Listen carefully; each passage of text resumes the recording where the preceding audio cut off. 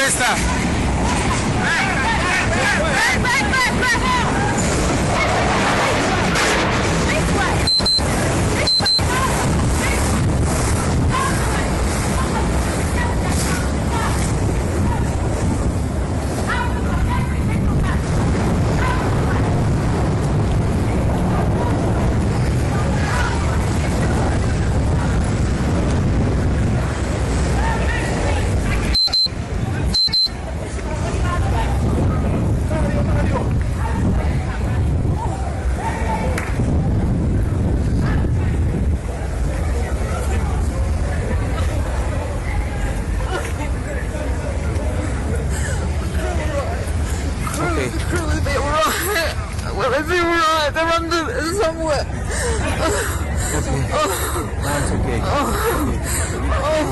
Let's go, please. This way. It's okay. I don't know.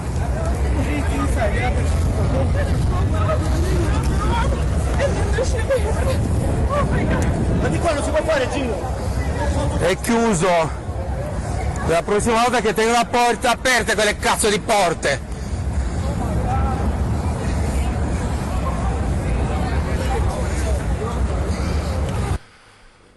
Buongiorno a voi telespettatori, queste immagini impressionanti, questo video che è diventato inevitabilmente virale sul web rischia di diventare una sorta di manifesto della battaglia contro le grandi navi a Venezia e le grandi navi appunto nel canale della Giudecca, perché è qui che si è consumato questo dramma che poteva essere veramente una tragedia di infinite proporzioni, ma è comunque un gravissimo incidente, un'edizione straordinaria per raccontarvi un po' quanto sta accadendo adesso a Venezia e immagini che vi faremo rivedere per tutto il corso di questa edizione straordinaria come questa, che è l'immagine da un lato diverso da cui si può capire anche l'entità dello scontro. Dunque 8:40, canale della Giudecca, siamo nella zona dell'imbarcadero di San Basilio e la MSC Opera, la grande nave da crociera, uno di quei colossi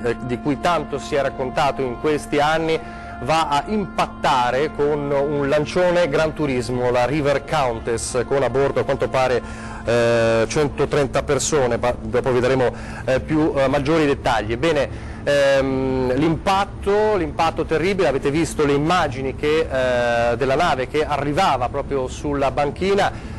Prima distrugge buona parte della banchina e del molo e poi va a impattare con il lancione che era fermo sul molo. Un impatto che ha provocato 5 feriti, l'ultimo bollettino è questo, ma saremo più precisi fra poco, evidentemente delle persone che si trovavano all'interno del lancione che si è visto arrivare questo colosso addosso. Ecco, queste sono le immagini più impressionanti perché, prego la regia di farle vedere, forse nelle immagini precedenti si vede in questo momento alcune persone che impaurite nel panico cercano di scavalcare, diciamo, il ponticello che dà dal lancione alla banchina e cadono giù. Sono 2 persone che poi sono state recuperate, in questo caso davvero miracolate. Dicevamo l'impatto che per ora, la cui causa per ora è attribuibile, almeno fino a qualche minuto fa era attribuibile alla rottura di un cavo di traino della nave, ma c'è anche un comunicato della stessa MSC Opera che fra poco vi leggeremo, che parla invece di un'avaria al motore della stessa MSC Opera. Di fatto doveva arrivare tranquillamente in quella zona e invece l'impatto, questa nave che quasi senza un controllo, in realtà il controllo c'era ma a quanto pare c'era questa avaria e poi la rottura, evidentemente c'è stato un connubio di cause, 2 concause che hanno portato a questo incidente. Allora, tante ovviamente le cose da dire. In attesa di collegarci subito con il nostro Lorenzo Maier per avere così anche un po' di voci, un po' di testimonianze dal posto in questo momento, ci stiamo per collegare con Lorenzo Maier. Vi dico che l'impatto è venuto intorno alle 8:30, una MSC Opera, come dicevamo, in manovra di avvicinamento al terminal per l'ormeggio, ha avuto un problema tecnico, la nave era accompagnata da 2 rimorchiatori e ha urtato la banchina all'altezza di San Basilio e contestualmente si è verificata questa collisione con il battello fluviale, con il lancione Gran Turismo. Per quanto riguarda le cause di questo incidente, allora si parlava di una rottura di un cavo di traino della nave, ma c'è stato un comunicato, eccolo qui, del Davide Calderan, presidente dei Rimorchiatori Uniti Panfido, la società che con 2 imbarcazioni stava appunto guidando l'opera. La nave di MSC aveva un'avaria al motore, dice l'associazione, la Rimorchiatori Uniti Panfido, Panfido, un'avaria subito segnalata dal comandante. Il motore era bloccato ma in spinta perché la velocità aumentava, come confermano i tracciati AIS.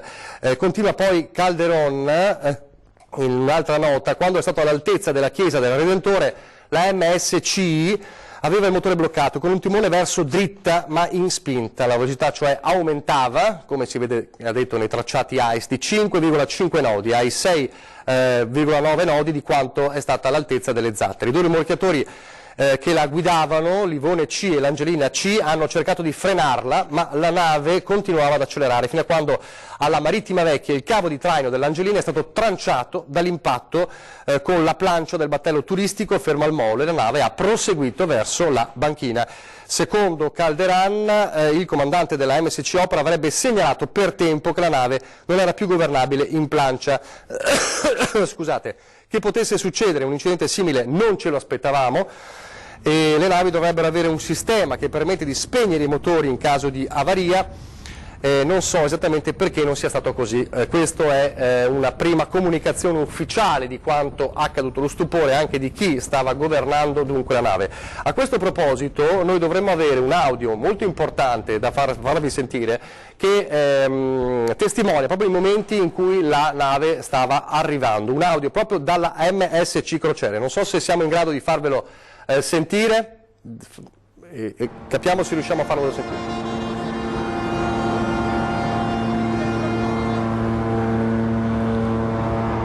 No, questa è un'altra delle immagini impressionanti. Sì, aggiorna sulla situazione in corso, cambio.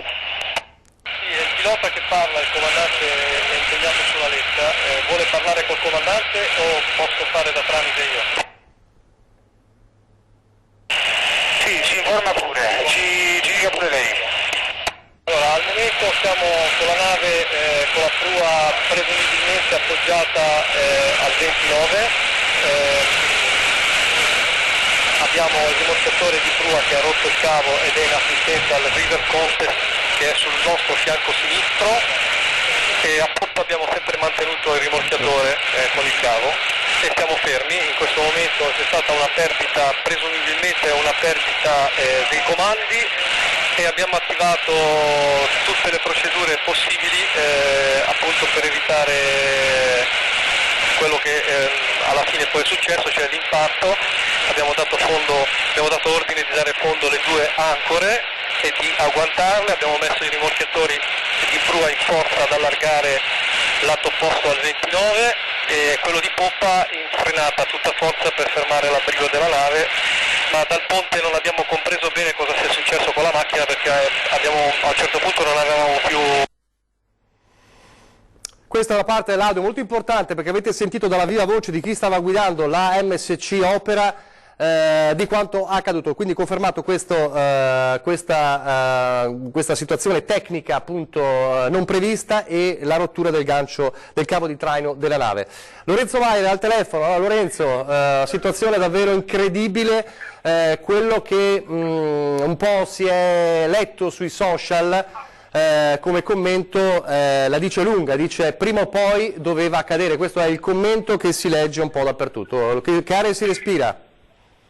Ciao Nicola, buongiorno a te, buongiorno a tutti i nostri telespettatori. Qui la situazione ora è abbastanza tranquilla, come dicevi giustamente tu abbiamo avuto una mattinata molto convulsa a Venezia. Alle 8:40 di questa mattina la nave MSC Opera in località San Basilio a Venezia in Marittima ha evidentemente perso il controllo e è andata a sbattere contro un lancione Gran Turismo della River Call, un operatore qui della zona. I feriti sono 5, sono state poi ripescate le 2 persone che sono cadute dalla passerella della seconda imbarcazione più piccola e ora la situazione è abbastanza tranquilla.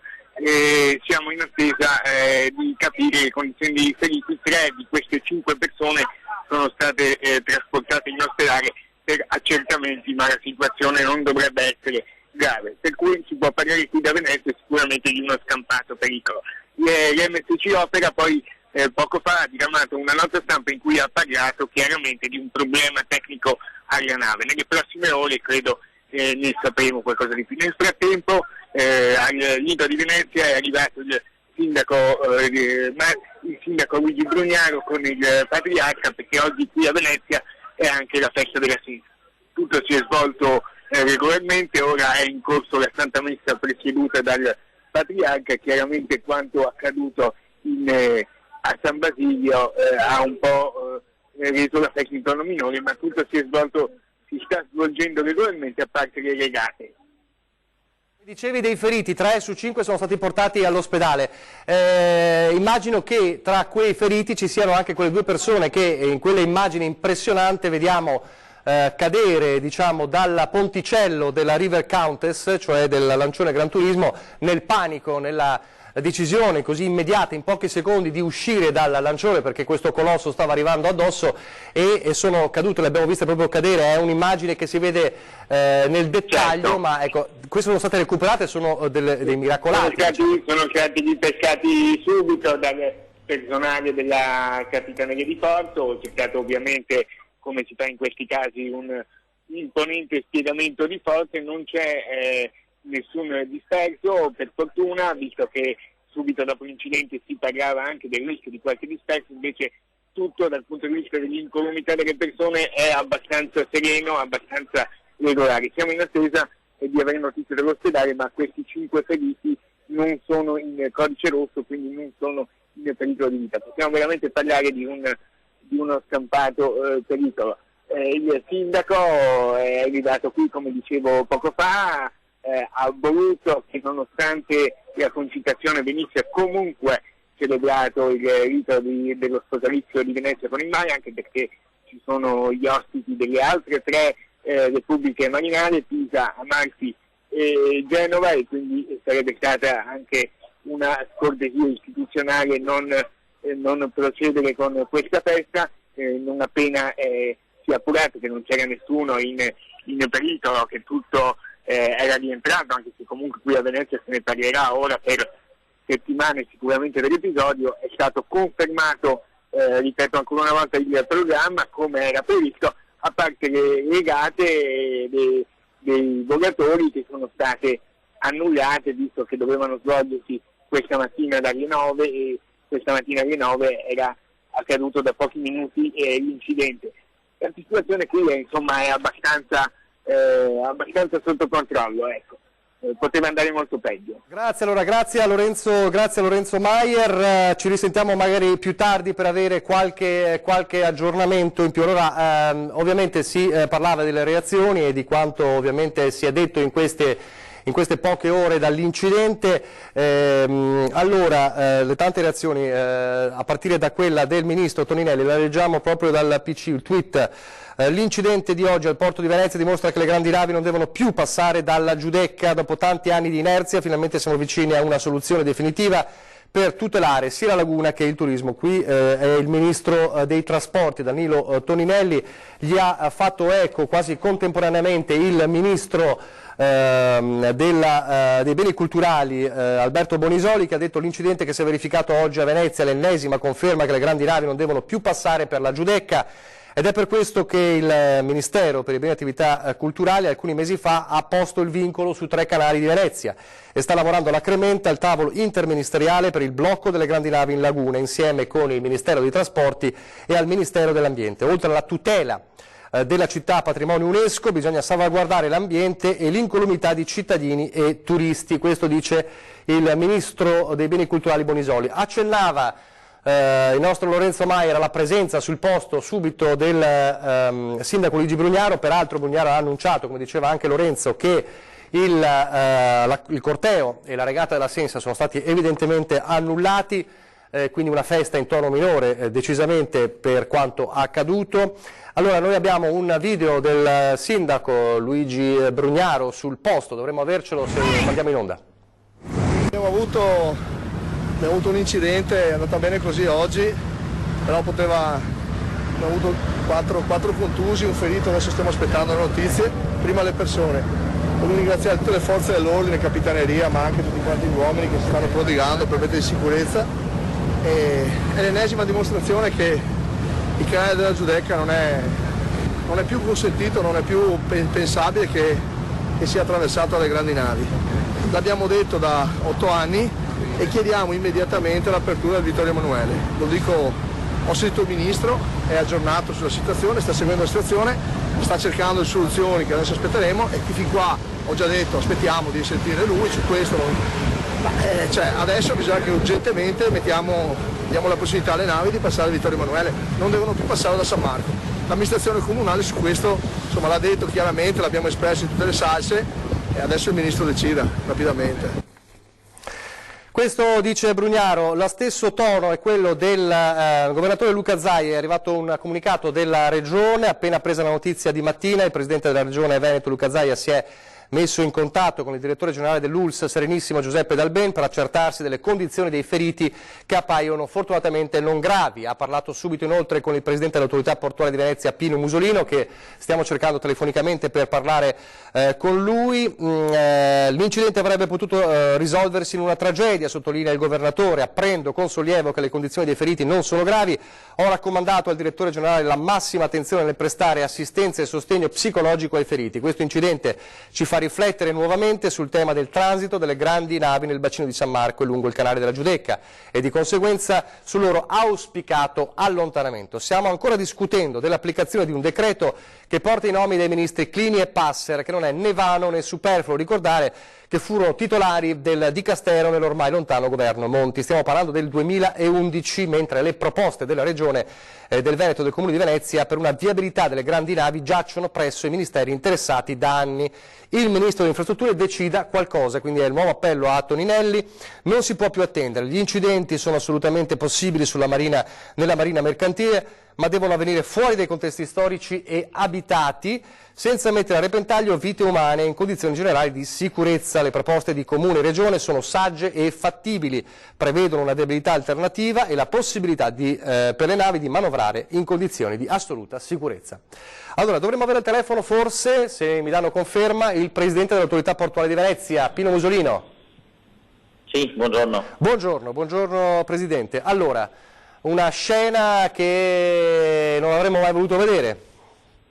Io per primo ovviamente, è chiaro che è una situazione particolarmente critica e noi siamo riusciti a gestire immediatamente l'emergenza fin dal minuto 1 assieme alla Capitaneria di Porto. Innanzitutto, permettetemi di sottolineare il grande sforzo collettivo di tutte le forze coinvolte in questa situazione. Siamo riusciti nel momento comunque drammatico a gestire una situazione particolarmente difficile. È evidente che il mio pensiero innanzitutto va alle persone coinvolte e ai feriti. Sono rassicurato dal fatto che le ultime informazioni che mi arrivano dicono che le persone sono comunque non in pericolo di vita e non in una situazione particolarmente difficile. In questo momento l'emergenza è ancora in gestione, assieme alla Capitaneria di Porto e alle altre forze dell'ordine stiamo coordinando tutte le situazioni, perché poi comunque le due navi devono essere messe in sicurezza, ci sono una serie di questioni importanti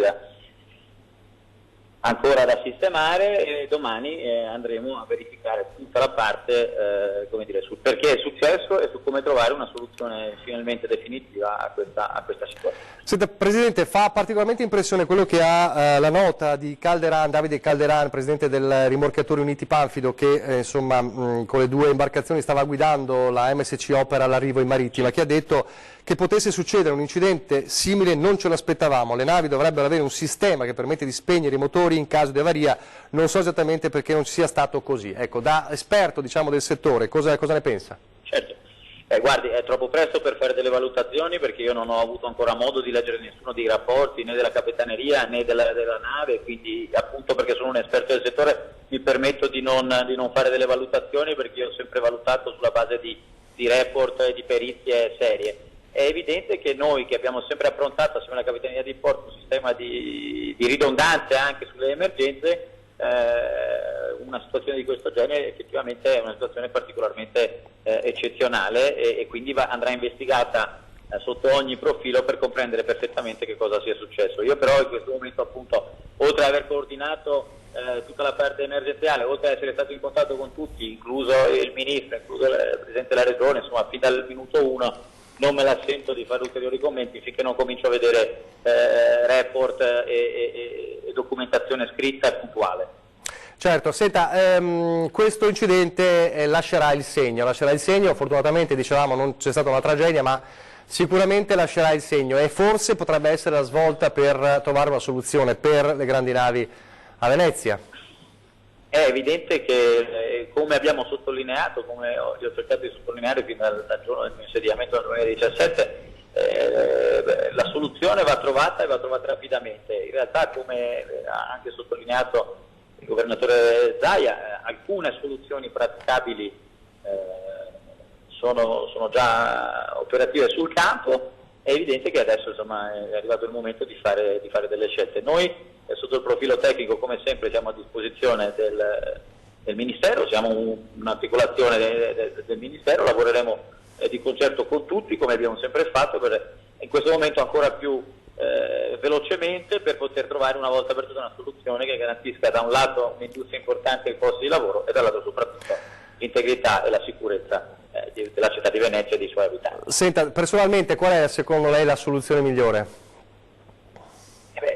Quella l'abbiamo già individuata, una soluzione importante, studiata tecnicamente, che è quella che è stata portata al comitatone, però è evidente che in questo momento altre soluzioni sono sul tavolo, il Ministro la sta valutando e noi stiamo seguendo sotto il profilo tecnico, assieme alle altre articolazioni dello Stato che si occupano di questo, come il Consiglio Superiore dei Lavori Pubblici, le varie opzioni in campo. Questo posso dire in questo momento.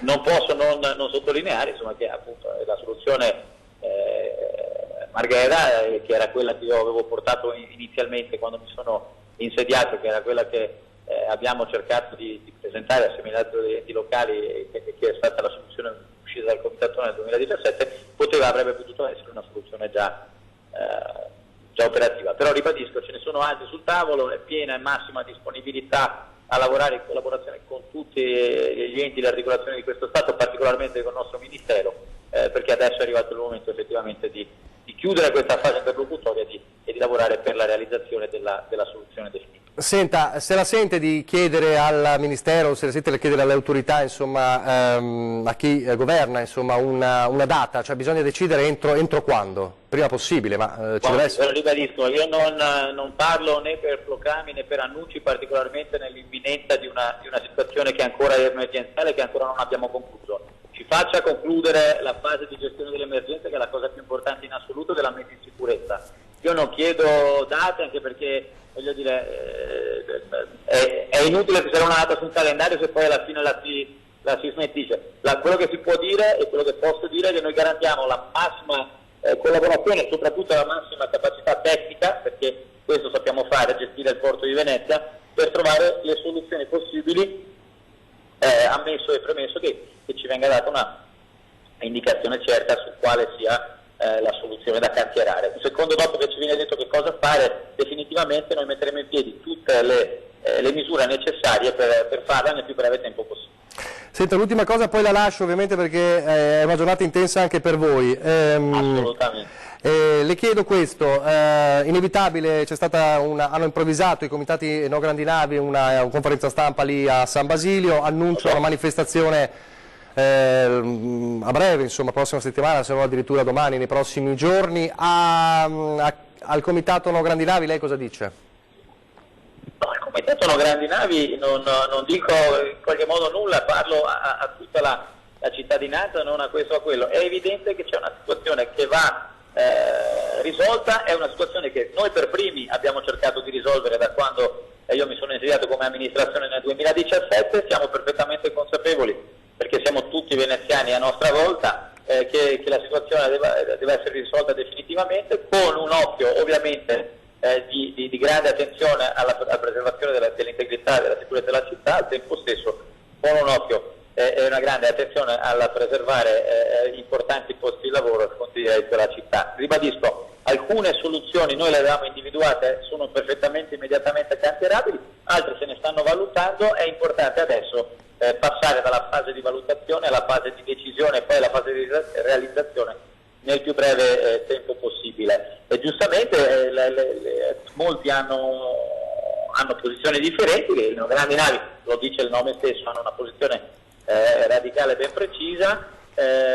Capisco la situazione e per certi versi, come dire, la faccio una sensibilità di tutela della città, la faccio mia, non potrei fare altrimenti, visto che vivo anch'io in quella città e ci sono cresciuto. Però non è questo il momento di fare, chiedo scusa, né dietrologie né facili conclusioni. Abbiamo ancora una situazione di emergenza in corso, io sono impegnato al 100% assieme al mio team e assieme alla Capitaneria di Porto per chiudere questa fase di emergenza, garantendo che non ci siano ulteriori danni né alle persone né alle cose. E alla fine di tutto, con mente fredda, si faranno le valutazioni, leggeremo tutti i report, trarremo le conclusioni del caso e spingeremo per trovare una soluzione, perché io credo che sia così che un paese serio affronta situazioni di questo genere. Se lei dice, insomma, non farsi prendere dalla foga del momento, da ragionare a mente fredda, però di fatto non c'è mai una soluzione positiva fatta nella constatazione del momento. Certo che quelle immagini non aiutano, ecco, a ragionare a mente fredda. Grazie al Presidente dell'Autorità Portuale di Venezia, Pino Musolino, grazie davvero e buon lavoro. Allora parlavamo proprio di queste immagini, ve le riproponiamo perché sono davvero il manifesto di una situazione che va avanti forse da troppo tempo. Rivediamo allora questo video in cui la MSC Opera arriva alla banchina e sembra quasi un'astronave che arriva in un film di fantascienza, ma non è fantascienza, è realtà. Vediamo questo video.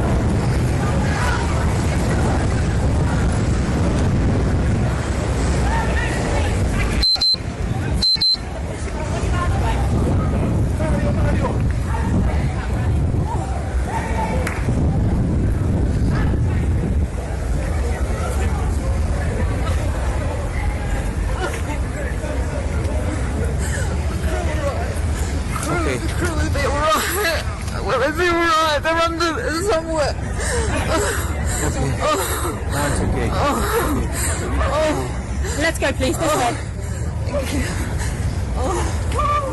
It's okay. Ma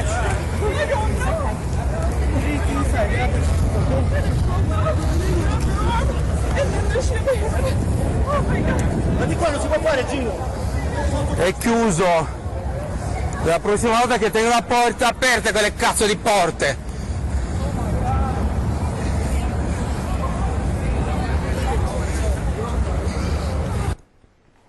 Avete sentito il pianto, la paura, la rabbia, perché si fosse messo in collegamento solo ora con noi da poco più di mezz'ora. Siamo in edizione straordinaria per raccontarvi quanto accaduto a Venezia questa mattina, ore 8:30, 8:40 circa, la MSC Opera che impatta, l'avete visto in questo video, alla Giudecca, all'imbarcadero di San Basilio contro un lancione Gran Turismo, la River Countess ferma al molo, un'avaria tecnica, quindi il motore che va in avaria ma non si riesce a fermare la nave, ed è questo uno dei punti chiave anche di quella che sarà inevitabilmente l'inchiesta. Andando avanti trancia anche il cavo di traino della nave e prima impatta contro la banchina distruggendola in parte e poi contro il lancione Gran Turismo. Il panico all'interno del lancione Gran Turismo, le persone che vedono arrivare questo colosso di fronte a loro, alcuni decidono di scendere, di scendere dal porticciolo, due di questi cadono in acqua nel tentativo disperato, vengono recuperati fortunatamente perché poi la nave ha proseguito e sarebbe stata davvero una tragedia, i feriti poi anche all'interno per l'impatto, per il contraccolpo. Abbiamo parlato poco fa con il presidente dell'autorità portuale Pino Musolino, adesso abbiamo in linea il governatore del Veneto Luca Zaia. Buongiorno Presidente. Buongiorno. Buongiorno. Abbiamo letto poco fa il comunicato che ha mandato ufficiale, insomma lei dice adesso bisogna decidere qualcosa e farlo in fretta. Ma guardi, mi metto nei panni dei cittadini che sentono queste notizie. Intanto abbiamo scongiurato la tragedia pur essendo il fatto gravissimo. Abbiamo dei feriti anche se non gravi, per fortuna non ci sono dispersi da quel che si sa in questo momento, e direi che è fondamentale ricordare, come lo ricordava lei, che di avarie se ne possono avere, ma le avarie devono avvenire in contesto di totale sicurezza nei confronti dei cittadini e dell'incolumità delle persone. Regione del Veneto e Comune hanno proposto da anni ormai una soluzione per far uscire le navi dal canale della Giudecca, del bacino San Marco. La soluzione ovviamente deve essere approvata dal governo. Chiediamo al Ministro Toninelli che alla luce anche di questo fatto si decida a decidere. Mi perdoni, ma stiamo parlando dell'applicazione del decreto Passera-Clini e ricordo che questi due nomi sono nomi di due ministri del governo Monti. Monti è diventato Presidente del Consiglio nel 2011, cioè roba di 7 anni fa. Direi che è fondamentale finire questa sceneggiata e far uscire le grandi navi dal canale della Giudecca, dal bacino del San Marco, approfittare di una viabilità alternativa in totale sicurezza che non ha niente più a che vedere con la città storica, con l'incolumità delle persone, dove un'avaria come questa si sarebbe tradotta di fatto in zero problemi, se non quelli di dover andare a recuperare una nave che si sarebbe insabbiata. Quando ha visto quel video, quelle immagini, cosa ha pensato? Guardi, da brivido, anche perché io mi sono attivato subito stamattina, ho sentito il Presidente Musolino, il Presidente dell'autorità portuale, ho sentito da subito il direttore generale dell'ULSS per farmi dare notizie rispetto ai feriti e avere tranquillizzazioni. E consideri che abbiamo incrociato le dita per un bel po' di tempo, per qualche ora, visto e considerato che all'inizio le notizie erano molto confuse rispetto ai feriti, ai dispersi e molto altro ancora. Quindi questo è quello che mi sento di dire, nel senso che si è sfiorata un'autentica tragedia, ma un'immane tragedia, perché bastava qualche metro in più e una dinamica, un millimetro diversa e ci sarebbero state veramente degli esiti totalmente diversi. Senta, lei è presidente dal 2010 e quindi lei ha vissuto un po', sta vivendo in questi anni questo tormentone delle grandi navi ed è una soluzione che incredibilmente non ha ancora trovato una sua certezza. Perché secondo lei? Perché non c'è voglia di mettersi, rimboccarsi le maniche e decidere. Cioè, guardi, nel momento in cui si ritrova una comunità con la regione e il comune che hanno deciso, hanno dato la loro indicazione rispetto a una viabilità alternativa, tra l'altro esistente, perché non stiamo parlando di nuova viabilità, in laguna, dove comunque non si va, si sta distantissimi dalla città e quindi si garantisce la totale incolumità alle persone, e io dico devi decidere. Abbiamo assistito in questi anni al valzer di dinieghi e contro dinieghi, di veti e controveti nei 3 ministeri, perché ricordo sono coinvolte le infrastrutture, sono coinvolte quindi il ministro Toninelli, il ministro Bonisioli per quanto riguarda i beni culturali e poi il ministro dell'ambiente e il ministro Costa. Qui sono 3 ministeri coinvolti. Allora, quando uno dice che va bene una viabilità, l'altro dice che non gli va bene, quando l'altro dice che gli va bene, quello di prima dice che ha cambiato idea. Cioè, guardi, noi siamo davanti a una situazione che a dir poco è imbarazzante. Mi metto nei panni dei cittadini, i cittadini devono sapere che il Comune e Regione hanno assolutamente chiarito ogni posizione, non hanno messo veti, a questo punto Roma decide. Senta, faccio la stessa domanda a lei come ho fatto anche al Presidente dell'Autorità Portuale. Inevitabile adesso c'è anche la reazione dei comitati no grandi navi che indicano una manifestazione. A questa platea di persone lei cosa dice? Ma guardi che se la protesta la si fa nella direzione di far uscire le grandi navi del canale della Giudecca e del bacino San Marco, cioè non ci vedo nulla di problematico, soprattutto se il contesto è quello di farlo rispettando le regole, le leggi e le persone.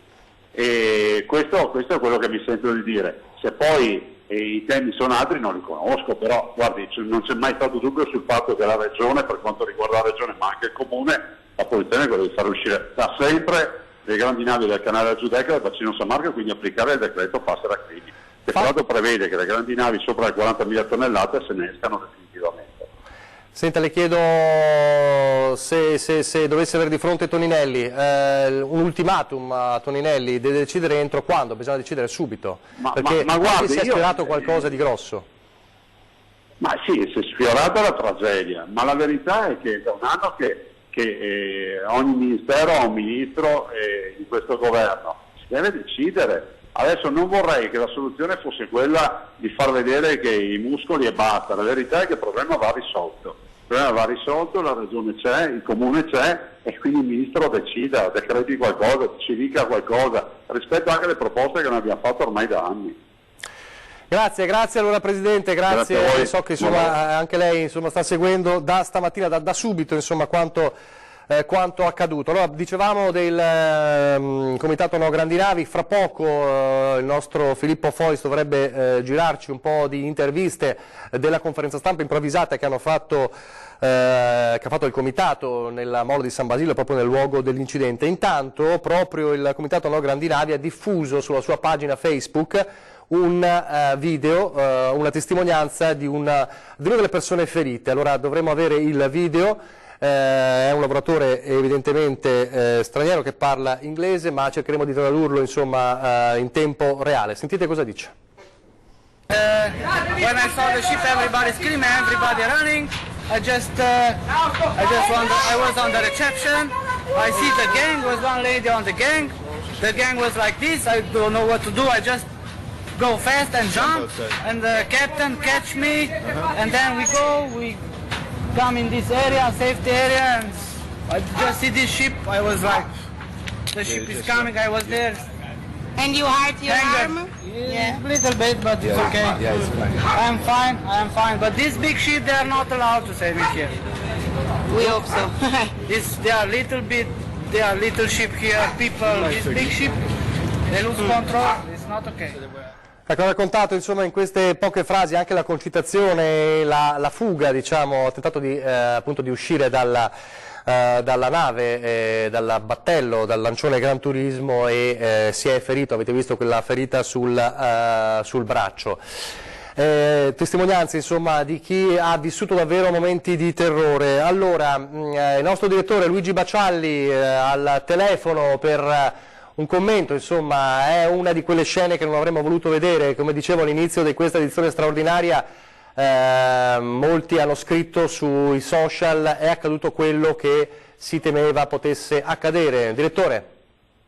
Ciao Nicola, ciao. Certamente era prevedibile, avevamo visto l'anno scorso già una nave di crociera fermarsi davanti al Molino Stuchi perché gli ormeggiatori non riuscivano a spostarla, era in avaria e l'hanno riportata alla marittima a fatica e stavolta poteva andare molto ma molto peggio, è stata sfiorata una strage ed è incomprensibile l'immobilismo continuo che riguarda le grandi navi a Venezia. Dal 2012 il decreto Clini-Passer aveva ordinato alle grandi navi di uscire dal canale della Giudecca. Si era detto soltanto quelle inferiori alle 40.000 tonnellate potevano entrare, è stato ridotto appunto il carico di queste navi, dopodiché si doveva però trovare un'alternativa in ogni caso al canale della Giudecca, e questi condomini galleggianti continuano ad entrare davanti a Piazza San Marco e proseguire lungo tutto il canale della Giudecca. Si era detto bisogna trovare un canale da scavare o da non scavare, Vittorio Emanuele, per collegarlo al canale dei Petroli, passando non più dalle bocche del Lido ma dalle bocche di Malamocco, e quindi tagliare fuori la Giudecca, e siamo sempre lì, cioè qui siamo ancora allo studio di costi-benefici. Anche qui il ministro Toninelli ha da un anno a questa parte davanti ai suoi occhi 4 alternative, avesse detto qualcosa al riguardo. Lo stesso sindaco Brugnaro chiede in continuazione che si trovi una soluzione, però poi alla fine le cose rimangono ferme, come al solito con questo e con altri governi. Adesso speriamo che questo enorme campanello d'allarme, questa campana d'allarme, spinga l'esecutivo, il Comune di Venezia e chiunque abbia titolo per intervenire in questa vicenda, spinga a trovare questa famosa soluzione. Qui siamo ormai alla politica del rinvio, dello slittamento continuo, dell'indecisione perdurante. Per cui veramente prima che succeda qualcosa di grave e di irreparabile, che si muovano da questo letargo, escano da questo letargo ed intervengano una volta per tutte. Te lo chiedo prima che da giornalista, anche da veneziano, da chi abita a Venezia. I veneziani si sentono violentati da questa situazione? Ma certamente, perché vedi, i veneziani non è che vogliano eliminare le grandi navi, chiedono soltanto di spostarle. Sappiamo benissimo che danno lavoro a 5.000 persone, c'è tutto il settore della crocieristica, del catering, nessuno vuole eliminarle, no? Salvo appunto coloro che hanno deciso di scegliere strade più radicali, che vogliono proprio toglierle dalla laguna, però sarebbe un danno economico. Basterebbe spostarle da un'altra parte.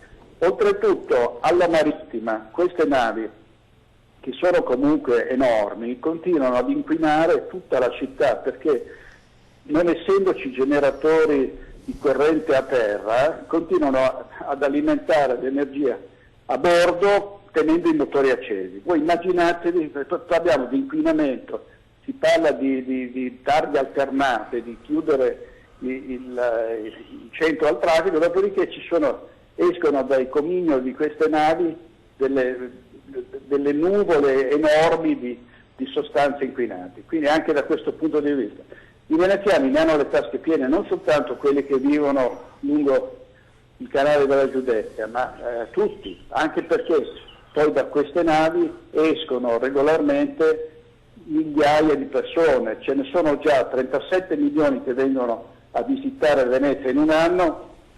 Sarebbe ora anche di trovare da questo punto di vista dei limiti. Ecco, tutto questo mentre appunto c'è anche in ballo il dossier Patrimonio Mondiale dell'UNESCO. Che ripercussioni può avere una situazione del genere a livello internazionale?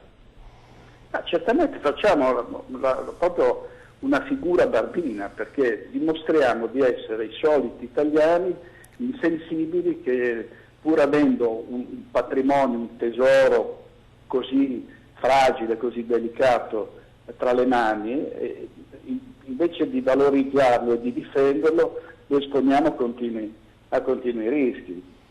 Io credo che l'UNESCO possa avere anche dei seri dubbi a questo punto sul tutelare Venezia ufficialmente, esponendosi anche al rischio di vederla poi ridotta in macerie. Qui una nave che va in avaria alla Giudecca può capitare che possa scarrocciare, come è successo oggi, perché i rimorchiatori non riuscivano a trattenerla, e fare danni molto più gravi, no? Non soltanto alle persone, e quello sarebbe il peggio che potrebbe accadere, ma anche alle fondamenta, anche alle case. Una nave che va in avaria alla velocità in cui abbiamo visto stamattina, può veramente fare danni incalcolabili. Grazie, allora grazie al direttore Luigi Bacialli, poi magari ci ricollegheremo più tardi con te, grazie davvero, grazie del tuo commento. Allora, vi faccio vedere un altro video impressionante, lo vediamo sul nostro PC, questo invece è il video dalla MSC Opera, quindi da chi si trovava nella nave maggiore, diciamo, ecco qui, lo vediamo, lo faccio partire in questo momento, ed è un video impressionante perché mostra l'arrivo, ecco qui, della nave che non riesce ormai a fermarsi, l'impatto è inevitabile, lo vedete in fondo, ci sono le persone che scappano, è la visuale, diciamo, un controcampo rispetto al video iniziale che abbiamo mostrato, e questo, davvero, guarda, questo grattacielo sull'acqua, la visione di chi appunto sta sopra e vede l'impatto sulla banchina. Voi vedete il lancione ormai è quasi scomparso, fagocitato dall'immagine in primo piano della grande nave. Hold on, dicono sulla nave. E ci sono anche ovviamente delle parole di paura, my God. Ecco ancora, sentite. Let's push that boat out of the way at least. Ho paura anche che potesse accadere qualcosa ovviamente di peggio o di quanto poteva essere accaduto in quegli istanti. Chi stava sopra la nave ovviamente non poteva saperlo. We haven't hit it at speed. I think our trips was good. I think we're off. La nave ormai è arrivata, ha già impattato contro il lancione Gran Turismo. When I saw him turn on. And we weren't moving. Oh my God. E in questo momento si è fermato. I know. I hope no one's got killed down there. Jesus Christ. Yeah, they hit the boat and the We've pier. hit the pier. No. And we're still going up. E adesso la situazione è, in questo momento, cosa dobbiamo fare, cosa sta succedendo, cosa possiamo fare. Chi si trova nella nave, questo si chiede. Davvero, davvero impressionante anche questa visuale, insomma, di quanto accaduto nella banchina della Giudecca. Quello che è successo nel porto di Venezia è la conferma di quello che diciamo da tempo: le grandi navi non devono passare dalla Giudecca, per questo da mesi insieme ai ministri Toninelli e Bonisoli stiamo lavorando per spostarle e siamo vicini alla soluzione. Questo è il tweet del Ministro dell'Ambiente Sergio Costa. A breve, fa sapere il Ministero, i ministri Costa, Bonisoli e Toninelli si vedranno per discutere e confrontarsi sui progetti, però lo dicevamo da tempo, i progetti già ci sono e ci si poteva confrontare diversi mesi e mesi fa. Il problema è che, come spesso accade, arriva l'incidente, in questo caso la tragedia immane sfiorata, ma un grave incidente resta e ci sarà ovviamente un'inchiesta in corso, adesso cercheremo anche di aggiornarvi sulla situazione. Adesso decidono di trovarsi, questa è la situazione, ora, in questo momento, dopo un incidente del genere.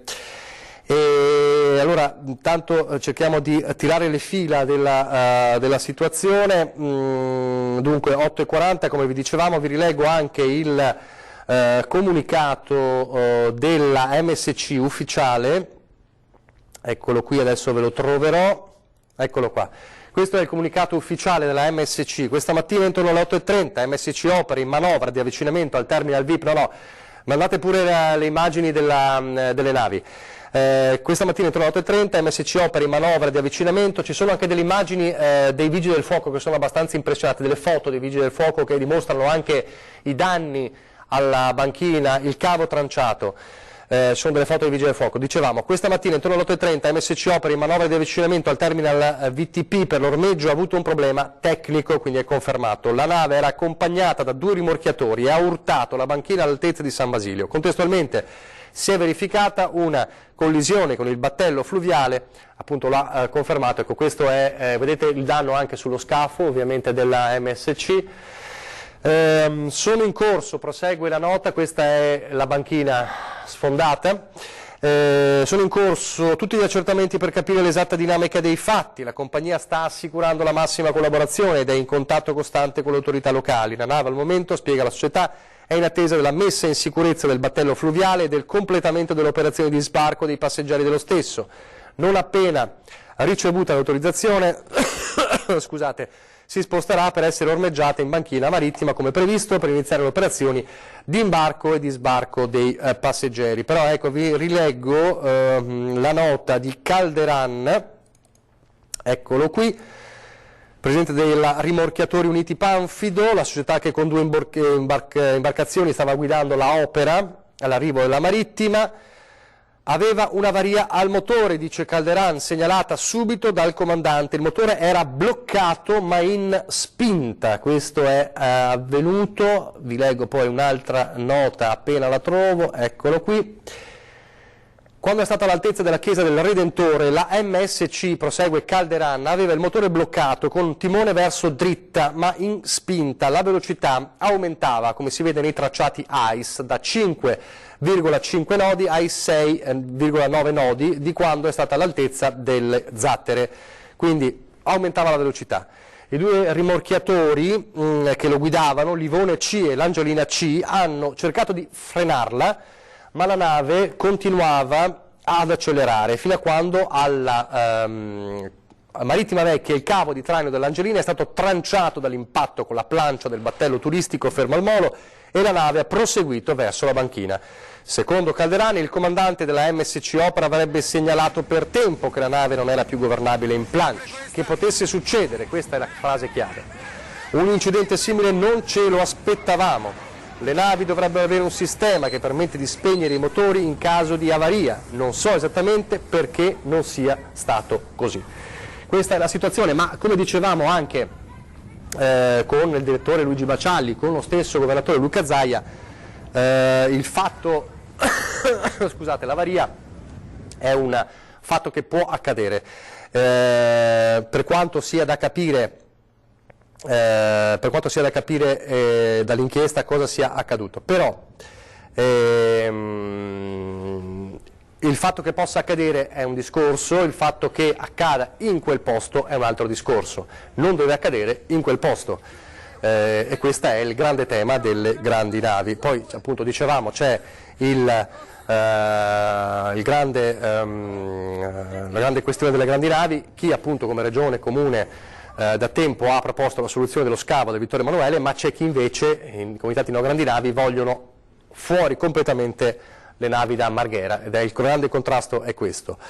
Allora io vi farei risentire, nell'attesa di chiamare Filippo Fois, chiedo alla regia se può metterci in contatto con il nostro Filippo Fois, che poi ha seguito anche da lì la situazione, e poi ci ricollegheremo anche con Lorenzo Maier, che ha sentito anche le parole del Patriarca, oggi la festa della Sensa, ha fatto accenno a quanto accaduto anche nella commemorazione della festa della Sensa. Nell'attesa di sentire Filippo Fois, vi facciamo risentire allora l'audio del comandante della nave, un audio importante perché ci fa capire anche in quei momenti concitati cosa stava accadendo. Mi aggiorna sulla situazione in corso? Cambio. Sì, il pilota che parla, il comandante è impegnato sulla letta, vuole parlare col comandante o posso fare da tramite io? Sì, si informa pure, ci dica pure lei. Allora, al momento siamo con la nave, con la prua presumibilmente appoggiata al 29, abbiamo il rimorchiatore di prua che ha rotto il cavo ed è in assistenza al River Contest che è sul nostro fianco sinistro, e appunto abbiamo sempre mantenuto il rimorchiatore con il cavo e stiamo fermi. In questo momento c'è stata una perdita, presumibilmente una perdita dei comandi, e abbiamo attivato tutte le procedure possibili appunto per evitare quello che alla fine poi è successo, cioè l'impatto.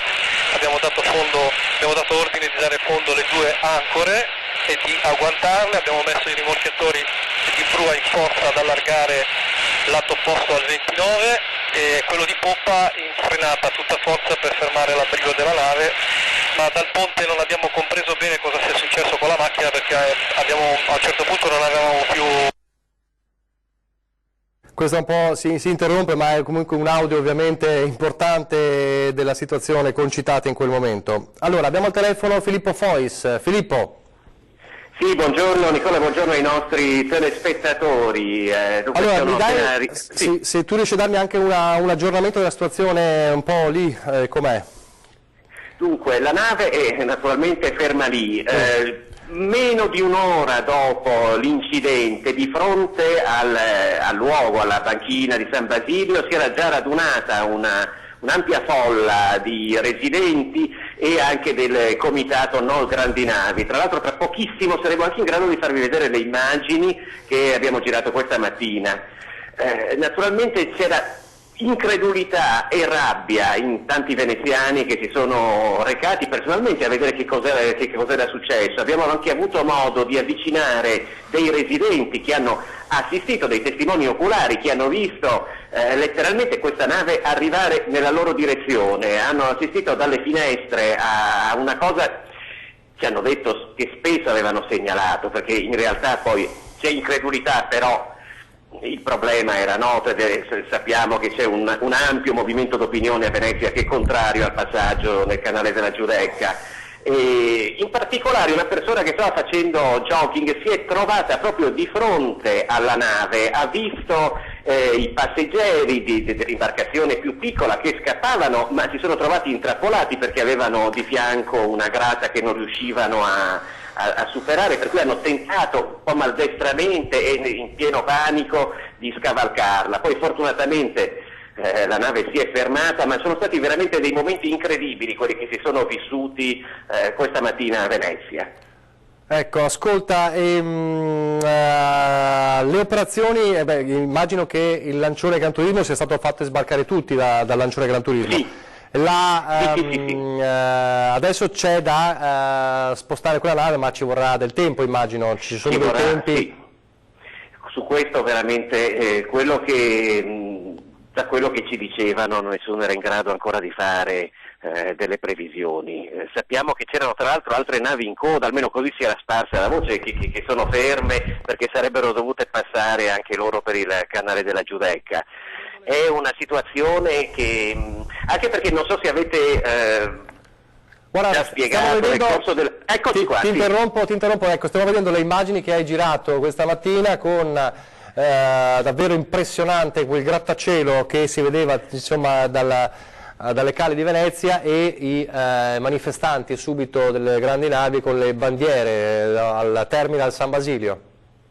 Sì, esatto, come vedete è come se ci fosse un condominio praticamente. Un condominio che appare, scompare e arriva, certo. Esatto, dunque quello che dicevano i residenti, poi chiaramente sono cose da prendere un po' con le molle perché in questi casi poi tra l'altro se ne possono dire di ogni genere. La banchina contro la quale è andata la nave è una banchina diciamo attrezzata a sopportare un urto molto pesante. 100-200 metri prima però ci sono c'è la fondamenta delle zattere, quindi siamo proprio in piena Venezia, centro storico, che invece non sarebbe stata assolutamente attrezzata, quindi se a San Basilio la nave ha provocato un danno di qualche decina di centimetri, se fosse capitato alle zattere sarebbe stato un danno, dicevano alcuni, di 5 o 6 metri, vale a dire una differenza che c'è tra il ferro e la gomma, dicevano diversi residenti sul posto, per cui ci sarebbero stati danni anche alle abitazioni sicuramente e molto gravi.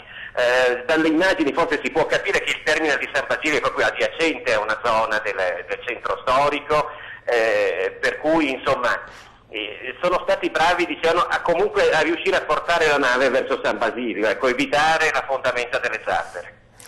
Senti, tu segui questa vicenda da tempo, sei anche un veneziano, allora c'è questo rimpallo di responsabilità, più che altro c'è questo rimpallo sulla situazione, lo ricordava prima il governatore Zaia, l'ho ricordato anche il direttore Bacialli, il decreto Clini-Passera è del 2011, in 8 anni nulla è stato fatto.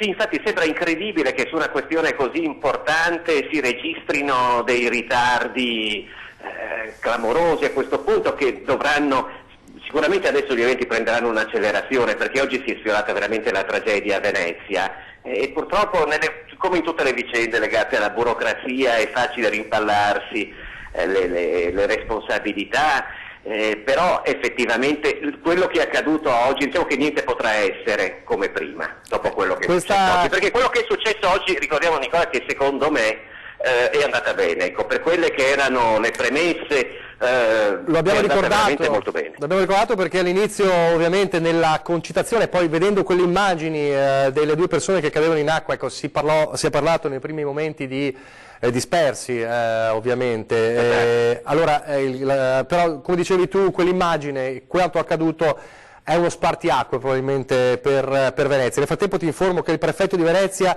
presiederà un'apposita riunione alle 16 per fare il punto sull'incidente di questa mattina con la nave da crociera. Il ministro dell'Interno Matteo Salvini è in contatto costante, quindi alle 16 ci sarà una riunione in prefettura a Venezia.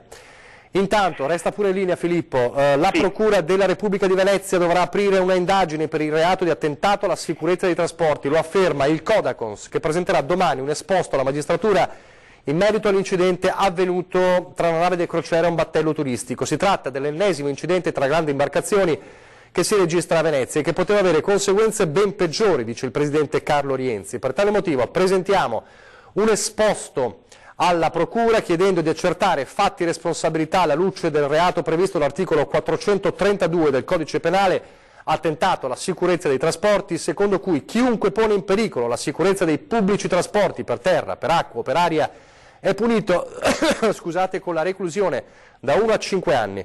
Assistiamo inoltre in queste ore al valzer dell'ipocrisia della politica, con dichiarazioni da più parti circa l'esigenza di chiudere la Giudecca alle grandi navi, prosegue Rienzi.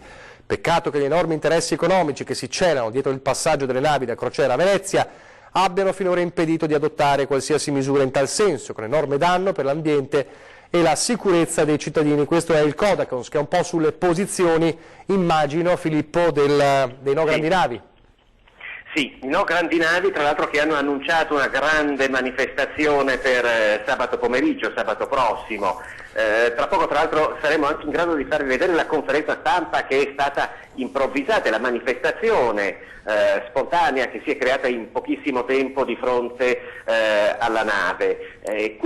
Anche qui si parla evidentemente di uno spartiacque, cioè il fatto è così clamoroso che non può più essere ignorato, vale a dire non può più essere ignorato affrontare in maniera seria e risolutiva il passaggio delle grandi navi a Venezia. Ecco, ricordiamo Filippo, anche magari a chi non è difficile, perché l'abbiamo raccontato per anni, per mesi, quanto sta accadendo a Venezia. Ricordiamo un po' qual è la posizione dei no grandi navi, nel senso le istituzioni, diciamo, che non vogliono le grandi navi a Venezia hanno, diciamo, l'ipotesi dello scavo del Vittorio Emanuele, i no grandi navi invece dicono no anche a questo, è così?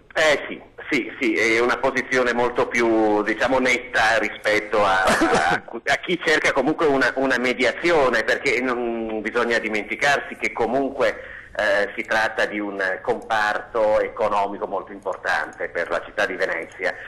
Si era parlato di diverse migliaia di posti di lavoro, compreso l'indotto, e come sempre poi le opinioni si dividono tra quello che sono le possibilità di sviluppo di un settore economico e quelle che invece sono le esigenze e le fragilità soprattutto di una città come Venezia.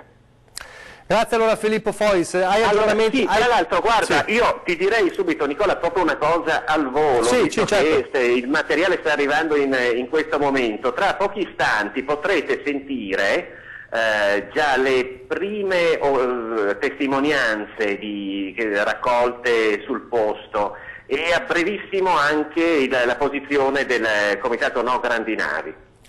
Benissimo, grazie allora Filippo, però teniamoci in contatto. Hai aggiornamenti sui feriti? No, comunque non sono gravi, ecco, questa è la resta confermato il numero di 5 feriti e non sono gravi, 2 diciamo più seri rispetto ad altri 3, ma non sono gravi. Grazie allora a Filippo Fois, ci teniamo in contatto. Allora, regia, ditemi poi quando riusciamo ad avere questi contributi di Filippo Fois, che appunto ha seguito anche la conferenza stampa. Come? Perfetto, benissimo. Grazie a Andrea Basso, grazie a Fabrizio Bazzoni e Alberto Piovesan che sono in regia un po' per coordinare anche il materiale che sta arrivando, grazie ovviamente a Filippo Fois e Lorenzo Maier. Ecco, magari ci ricolleghiamo fra poco con Lorenzo Maier che ha seguito anche le parole del Patriarca per capire un po' cosa ha detto, ovviamente anche la sua posizione, la posizione del Patriarca di Venezia. Lo dicevamo, ore 16. La riunione del prefetto per intanto capire cosa è successo stamattina e vedere le prossime mosse. Il Codacons che annuncia un esposto in procura per attentato alla sicurezza dei trasporti, evidentemente diretto e rivolto a chi stava governando la nave, evidentemente, ma come dicevamo la soluzione è più ampia rispetto a un'avaria, il fatto incidentale è l'avaria. Ma il discorso è più ampio e l'abbiamo ribadito già in questo momento. Allora, vediamo se ci sono altre novità. Abbiamo detto, ecco, queste sono altre immagini, ecco, potremmo rivedere se la regia mi dà l'ok, un altro video in cui possiamo vedere, e lo facciamo sentire, il video dove si vede l'impatto, mentre queste sono le immagini della nave arrivata sul molo, il video dove si vede l'impatto tra la MSC Opera e la River Countess, il lancione Gran Turismo, visto diciamo dall'altra parte, da chi passava in laguna e ha visto, eccolo qua, che ha le immagini di questo incidente. Guardiamolo.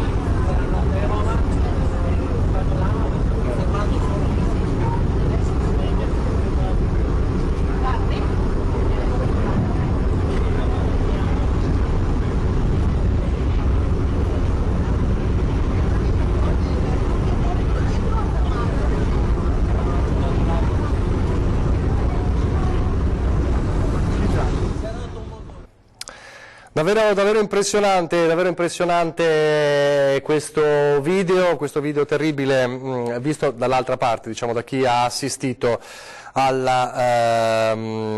all'incidente avvenuto questa mattina. Allora, ribadiamo, vi ricordo quello che ha detto il governatore Zaia nel comunicato, avrebbe potuto risolversi una tragedia, prendo con sollievo che le condizioni dei feriti non sono gravi. Questo incidente ci fa riflettere nuovamente sul tema del transito delle grandi navi nel bacino di San Marco. Chiedo alla regia quando avremo pronte forse le prime interviste raccolte da Filippo Fois.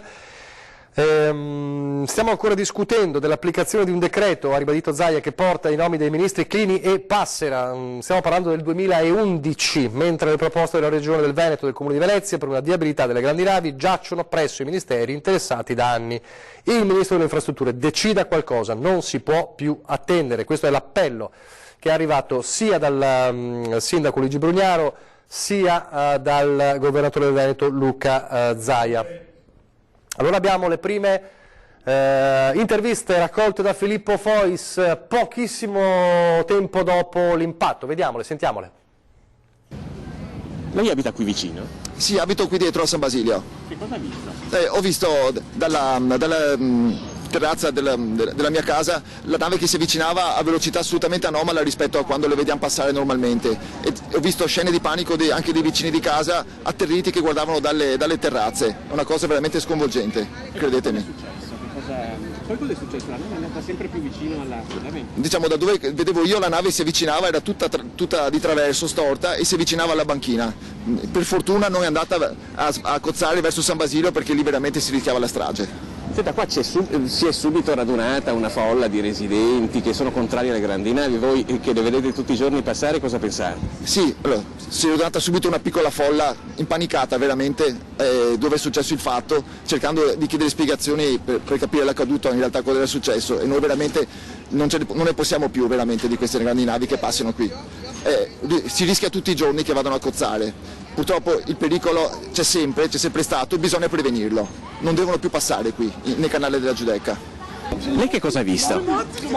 Allora, innanzitutto c'era la Michelangelo, che è una nave fluviale che facevano colazione sul ponte, appena arrivata penso, e improvvisamente ho sentito un rumore incredibile di ferraglia ed erano i motori della nave che arrivava a grande velocità verso il canale e veniva avanti, ho visto le sirene, sentito le sirene dei rimorchiatori che hanno dato l'allarme, e queste povere persone che abitavano dentro la nave, perché sono navi dove vivono dentro queste barche fluviali, si sono catapultate fuori alla meglio, solo che si sono trovate con la recinzione chiusa, si arrampicavano come dei pazzi perché non c'era una via d'uscita. La nave è continuata a venire avanti, un abbrivio pazzesco, e ha staccato per fortuna dalla prua la Michelangelo, staccandola, dandogli un botto tremendo e staccandola verso il canale. Solo che, le ripeto, io ho visto ancora camerieri o gente di servizio che mettevano a posto i tavoli sul ponte della Michelangelo, che poi io non ho più visto, per cui speriamo bene, insomma. E lei dove si trovava esattamente? Qui, davanti qua. Tornavo dal mio footing quotidiano e ho visto questa scena. La nave è sbucata entrando in bacino a una velocità secondo me sovrumana, perché facendo 10 passi me la sono già trovata qui, e poi ho capito che qualcosa non andava perché i rimorchiatori erano impazziti, urlavano sirene eccetera, però non sono stati in grado di trainare la nave affinché la prua non venisse addosso. Per fortuna hanno preso la Michelangelo di culo, di conseguenza la nave è stata sbalzata, la barca fluviale, e lei si è arenata sulla riva. Se succedeva 10 metri prima, 100 metri prima, prendeva le zattere, i bar, la gente, i pontili con la gente, cioè è anche stata fortunata.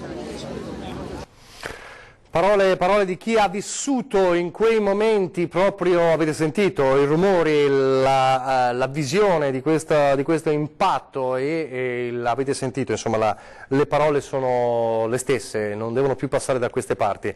Dovremmo anche avere l'intervista a Tommaso Cacciari, che fa parte del Comitato No Grandi Navi, Comitato No Grandi Navi, che ha annunciato una manifestazione, ci diceva Filippo Fois, per sabato prossimo, se non erro, una grande manifestazione. Hanno improvvisato questa mattina con le loro bandiere, avete visto nelle immagini di Filippo poco fa, un presidio proprio di fronte a questo colosso, di fronte a questo grattacielo semovente, un presidio di protesta annunciando appunto questa manifestazione. Allora, se abbiamo le parole di Tommaso Cacciari. Non ancora. Nel frattempo stiamo cercando di capire anche se riusciamo ad avere un aggancio con il ministro Toninelli per poterci parlare personalmente. diciamo una delle persone più citate oggi, scusate, e lo facciamo rivedere fra poco, risposto, ha parlato in un tweet, eccolo qua, lo vediamo. L'incidente di oggi al porto di Venezia dimostra che le grandi navi non devono più passare alla Giudecca, dopo tanti anni di inerzia finalmente siamo vicini a una soluzione definitiva per tutelare sia la laguna che il turismo. Questo ha detto questa mattina, poco dopo l'incidente, ma è chiaro che viene tirato un po' dalla giacchetta da tutti, perché Zaia ha detto insieme a Brugnaro: decidete, dovete decidere subito per trovare la soluzione alternativa, avete i progetti in mano, decidete quale sia il progetto, ma decidete qualcosa. Peraltro, scusate la tosse, ma dicevamo prima, eccolo qua, la conferma della grande nave. A breve ci sarà subito una riunione, un vertice tra i ministri Costa, Bonisoli e Toninelli per discutere e confrontarsi sui progetti, perché la situazione grandi navi coinvolge 3 ministeri, lo dicevamo prima: il Ministero dei Trasporti, il Ministero dei Beni Culturali e il Ministero dell'Ambiente. Un vertice dunque tra questi 3 ministeri per trovare la soluzione definitiva, perché il problema anche di questi mesi, nonché di anni, ma soprattutto di questi mesi anche col nuovo governo, è che non ci sono evidentemente le congiunture tra i 3 ministeri per trovare la soluzione, una soluzione che può andare bene al Ministero dei Trasporti, non va bene al Ministero dell'Ambiente o non va bene al Ministero dei Beni Culturali. È quello che a quel teatrino, insomma, di cui ha parlato anche il governatore Zaia, mentre purtroppo le cose vanno avanti e le cose accadono come si vedono oggi e come si è visto oggi. 5 i feriti, dicevamo, 3 meno gravi, 2 più gravi, però diciamo non sono gravi, 2 più seriamente coinvolti in questo scontro, avvenuto alle 8:30 con la MSC Opera, che si fosse messo in contatto adesso con noi, ha subito un'avaria a quanto pare del motore, come ha ammesso, un problema tecnico, come ha ammesso la stessa MSC in una nota. È stato di fatto impossibile riuscire a frenare, diciamo, la corsa della nave che era agganciata a 2 rimorchiatori, uno dei cavi si è tranciato e la nave, come vedete nelle immagini, insomma, manifesto di questa giornata, è arrivata alla banchina. Le immagini della gente che corre impaurita, mentre, ecco, e lo vedete in questi istanti, qualcuno cerca di uscire dal lancione Gran Turismo, che non è il lancione Gran Turismo Michelangelo, come diceva il testimone, ma il lancione River Countess. 2 persone cadono in acqua e vengono poi recuperate. Scusate per la tosse, mi rifocillo in questo istante per potervi continuare a parlare decentemente. Queste sono le immagini allora più terribili. Dicevamo ore 16 il vertice in procura. Vediamo se abbiamo le immagini, chiedo se avete le immagini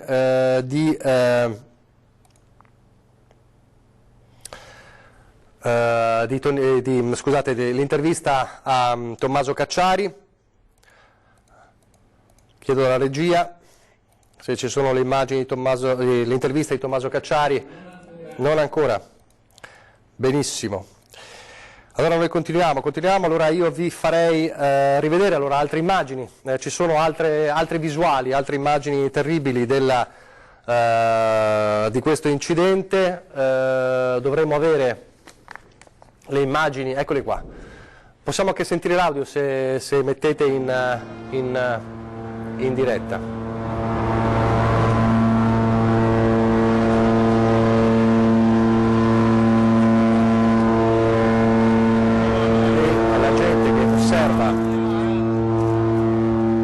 Ovviamente con una sensazione di incredulità quanto sta accadendo.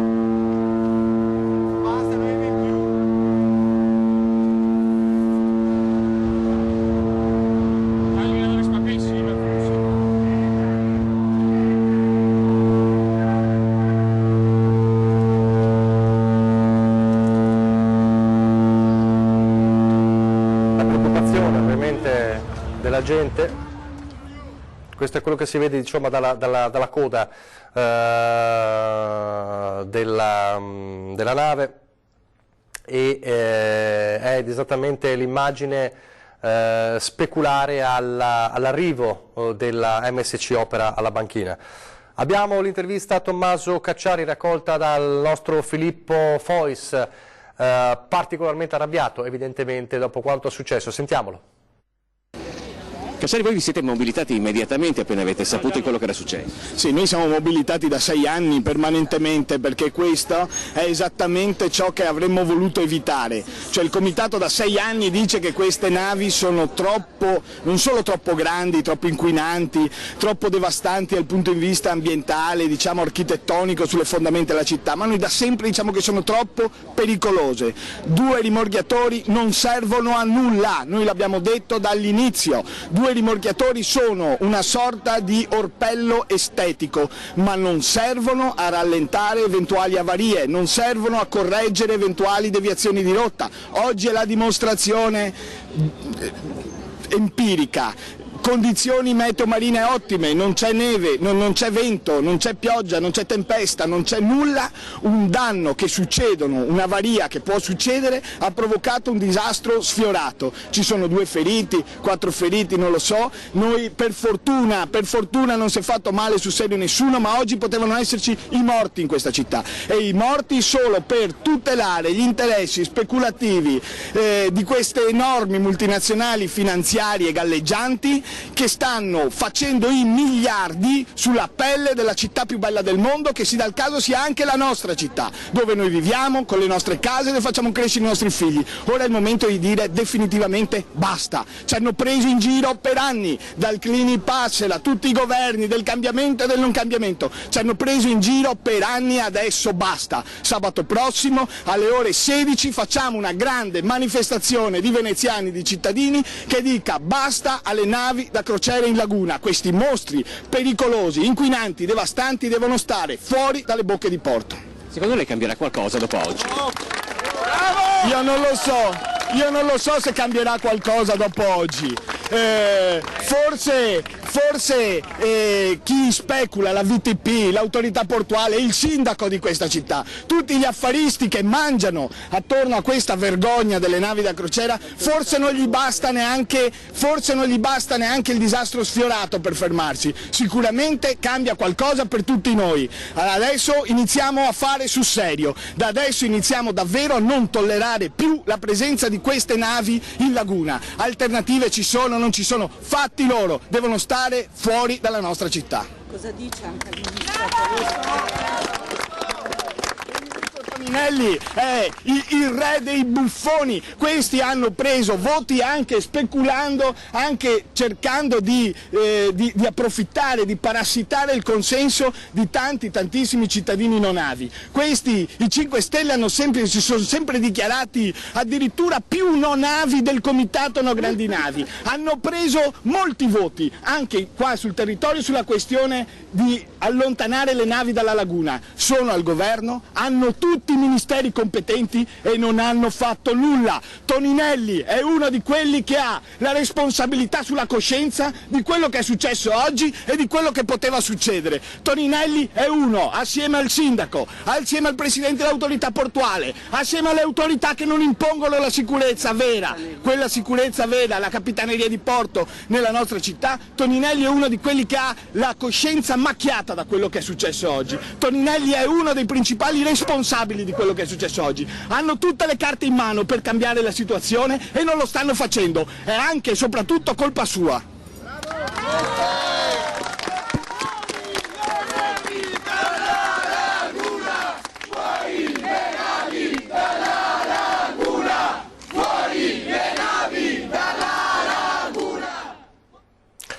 Le durissime parole di Tommaso Cacciari, insomma, che ha fatto da portavoce ai No Grandi Navi di questa mattina, e le parole più dure sono proprio per il ministro Danilo Toninelli, ministro delle infrastrutture e dei trasporti. Dice Cacciari è uno dei responsabili, ha la coscienza macchiata da quello che è accaduto oggi.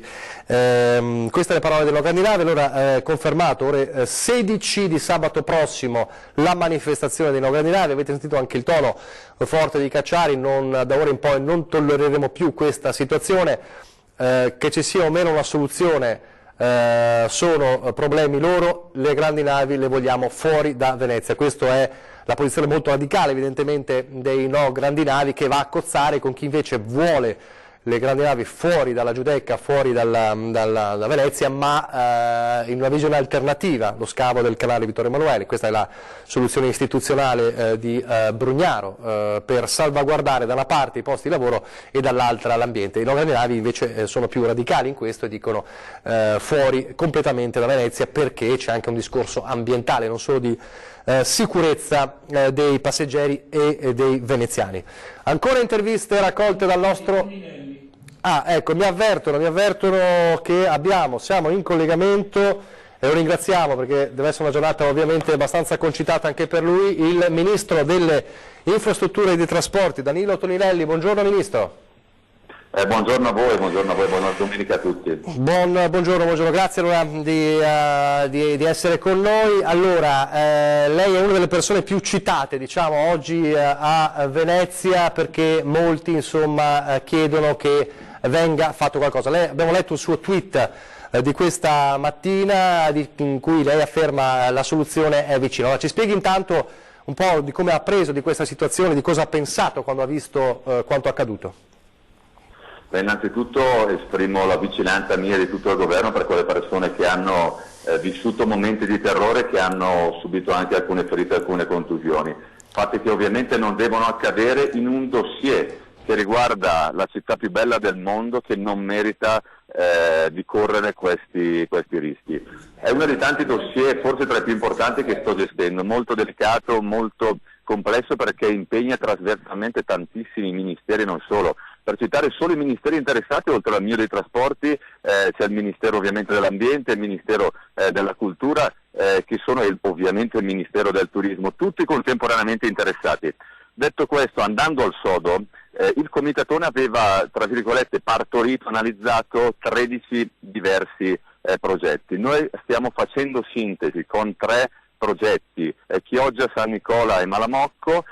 Sono arrivati perché a febbraio abbiamo avuto uno dei tanti, penultimo incontro con provveditore e presidente dell'autorità di sistema portuale, capitaniere di porto, oltre che la direzione del mio ministero. Sono stati dati 30 giorni al presidente dell'autorità di sistema Musolino per costruire, scrivere i progetti di prefattibilità tecnica. Per ora ne sono arrivati 2. Su Malamocco si sta verificando, il provveditore diretti, che deve essere più attento e veloce, sta verificando un ultimo dettaglio per capire se anche su Malamocco poterlo fare. Insomma, stiamo arrivando ad una soluzione che finalmente risolva in maniera permanente il problema delle grandi navi su Venezia, che dal canale della Giudecca non ci devono più passare.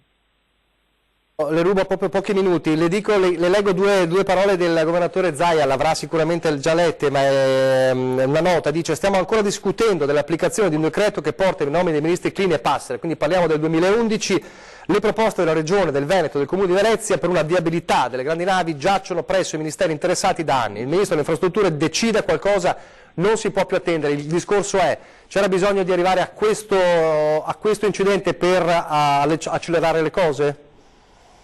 Zaia ha detto bene, è dal 2011 che si va avanti e io sono ministro esattamente da un anno. Zaia è stato più volte invitato a partecipare ai tavoli, ogni tanto non viene, ogni tanto manda gli assessori, quindi anche Zaia, invece che polemizzare, inizia a metterci la faccia direttamente e a sporcarsi le mani come sta facendo il sottoscritto e non mandare magari assessori o altri. Detto questo, io non faccio polemica con nessuno, ma sono stato nominato ministro per assumermi le responsabilità. Siamo vicini ad una soluzione, punto. C'è un altro tavolo che Zaia immagino che conosca bene, che si chiama protocollo Fanghi, si sta studiando anche lì ai vari livelli istituzionali. Questo permetterà di fare delle analisi di caratterizzazione del canale San Vittorio Emanuele e da lì poter capire come, una volta scelto un progetto definitivo, utilizzare e tamponare in quei pochi anni necessari a definire il progetto definitivo che porterà fuori le grandi navi dalla Giudecca, qual è invece l'alternativa per permettere in questo lasso di tempo provvisorio, temporaneo, di fare comunque continuare la crocieristica a Venezia. Senza polemiche, con spirito costruttivo, invito tutti a utilizzarlo perché mi sono sinceramente stancato di sentire parole polemiche e poche soluzioni ai problemi. Senta, di questi progetti, lo so che è una domanda un po' così surreale, ma di questi progetti ce n'è uno, secondo lei, che è il più avanzato, il più fattibile? Se sì, quale? Chiaramente non me lo dirà mai, però glielo chiedo.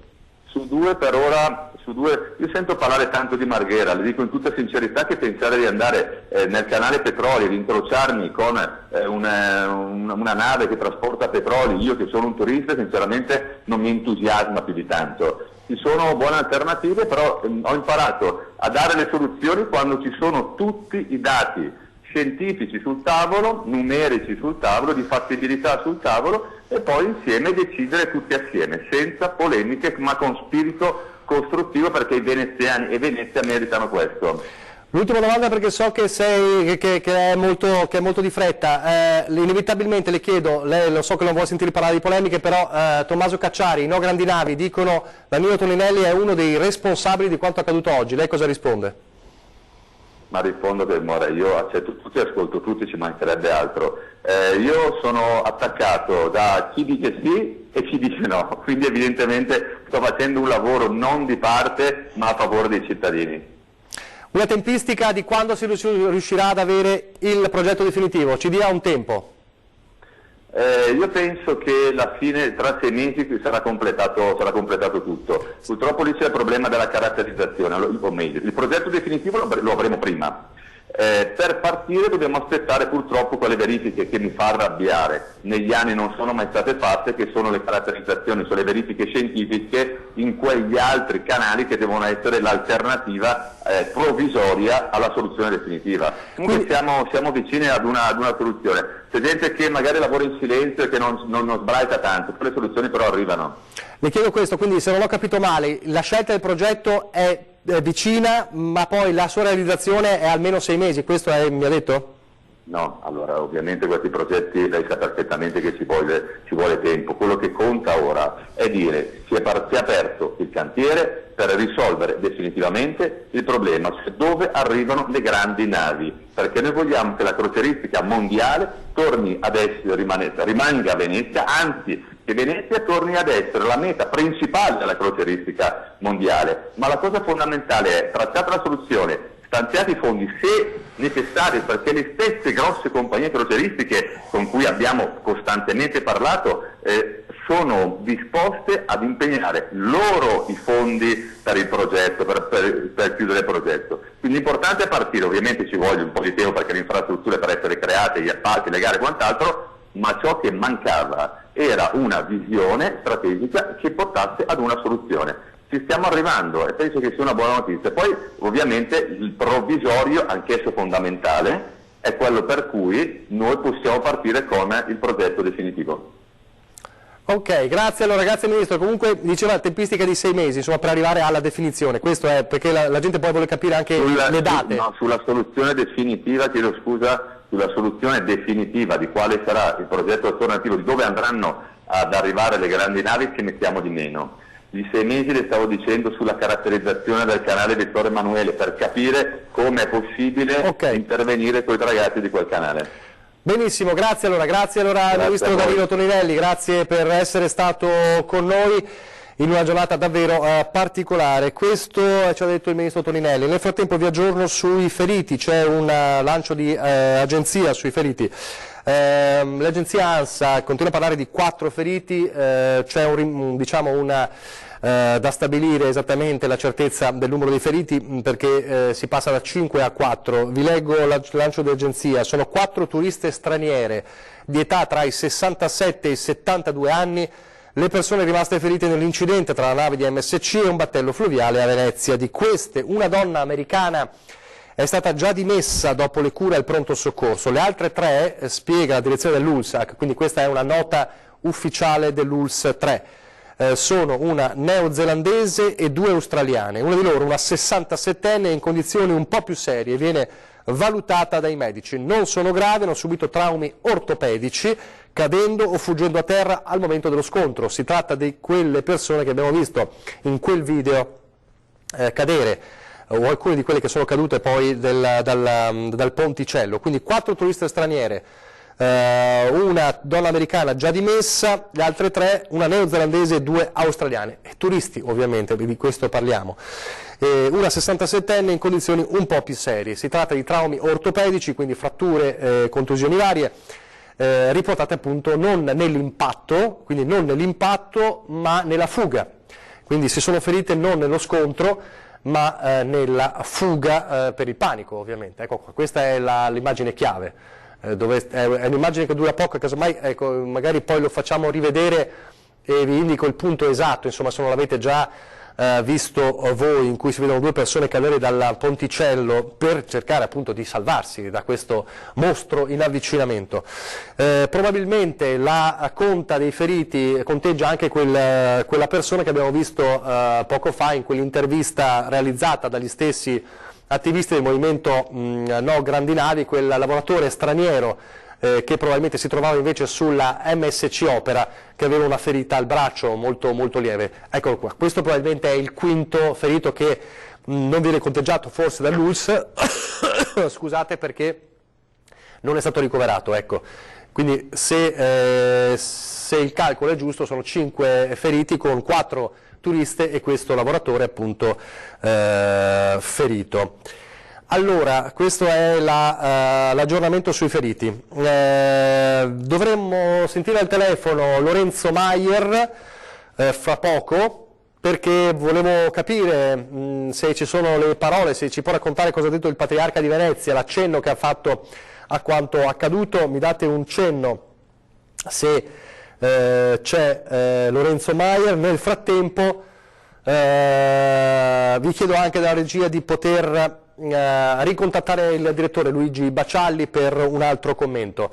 Sentiamo allora, nell'attesa, prima di fare un po' il punto finale della situazione, le parole di Luigi Brugnaro, il sindaco di Venezia, quando è arrivato sul posto.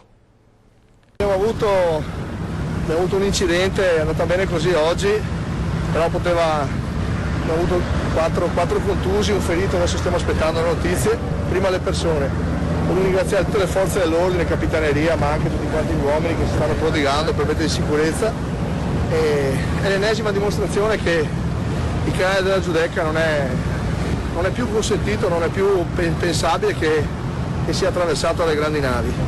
L'abbiamo detto da 8 anni e chiediamo immediatamente l'apertura del Vittorio Emanuele. Lo dico, ho sentito il Ministro, è aggiornato sulla situazione, sta seguendo la situazione, sta cercando le soluzioni che adesso aspetteremo, e fin qua ho già detto aspettiamo di sentire lui su questo. Adesso bisogna che urgentemente diamo la possibilità alle navi di passare a Vittorio Emanuele, non devono più passare da San Marco. L'amministrazione comunale su questo l'ha detto chiaramente, l'abbiamo espresso in tutte le salse e adesso il Ministro decida rapidamente. Questo Luigi Brugnaro questa mattina. Lorenzo Maier al telefono. Lorenzo. Eccomi Nicola, buongiorno a te e a tutti i nostri telespettatori. Allora, mi accennavi, ci messaggiavamo un po' durante questa edizione straordinaria, mi accennavi che il Patriarca ha parlato di questo stamattina. Sì, il Patriarca Francesco Moraglia, in apertura della sua omelia per la messa che ha voluto celebrare qui nella chiesa di San Nicolò, ha voluto rivolgere proprio il suo primo pensiero al sindaco che era presente in chiesa e alle autorità che hanno saputo ben governare questa emergenza. Ringraziamo il Signore, sono state le parole del Patriarca, perché veniamo fuori da una situazione che poteva essere molto dolorosa e che tutto sommato si è conclusa abbastanza bene. Per questo appunto il Monsignor Moraglia ha voluto ringraziare tutti coloro che si sono prodigati in questi ore, in questa mattinata un po' concitata, per fare in modo che l'emergenza venisse governata.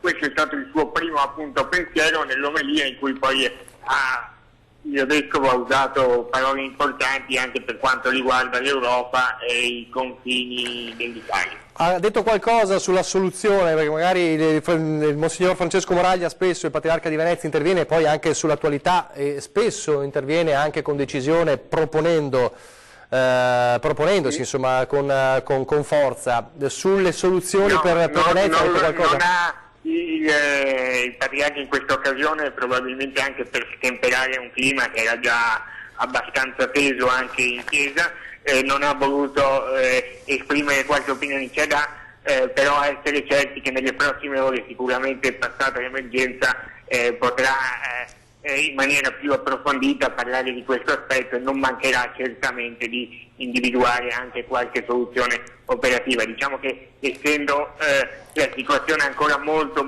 fresca o molto calda, a seconda di come vogliamo definirla, visto che l'incidente è capitato, lo ricordiamo ancora una volta, soprattutto per magari coloro che si sono messi in ascolto da poco, è capitata alle 8:40 di questa mattina.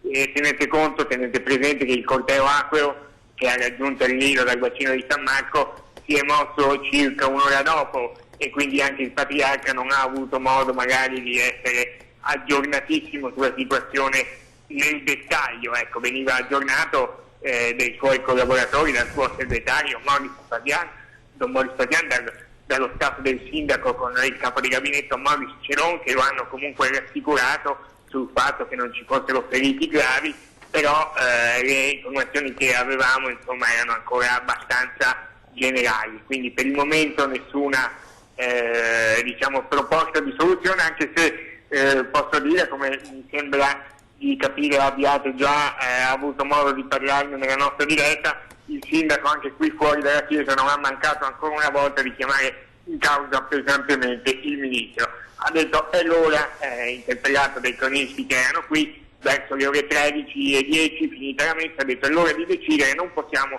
più aspettare. Un altro pensiero il sindaco lo ha rivolto anche ai comitati, ai contestatori delle grandi navi, dicendo quelli che hanno votato per il ministro sono quelli che poi non prendono in considerazione le soluzioni che noi, insieme alle autorità preposte, abbiamo fornito. Quindi è ora di decidere, non c'è più tempo da perdere. Infine il sindaco ha voluto anche così, avendo appena concluso la messa, ha voluto rivolgere un pensiero divino dicendo probabilmente questo può essere un segno anche dell'alto che ci dice che noi proprio in questa giornata della festa della Chiesa non abbiamo più tempo da aspettare. È successa una cosa grave, per fortuna non ci sono stati conseguenze irreparabili. Ora che è arrivato questo segnale anche dall'alto, muoviamoci perché Venezia non può più attendere.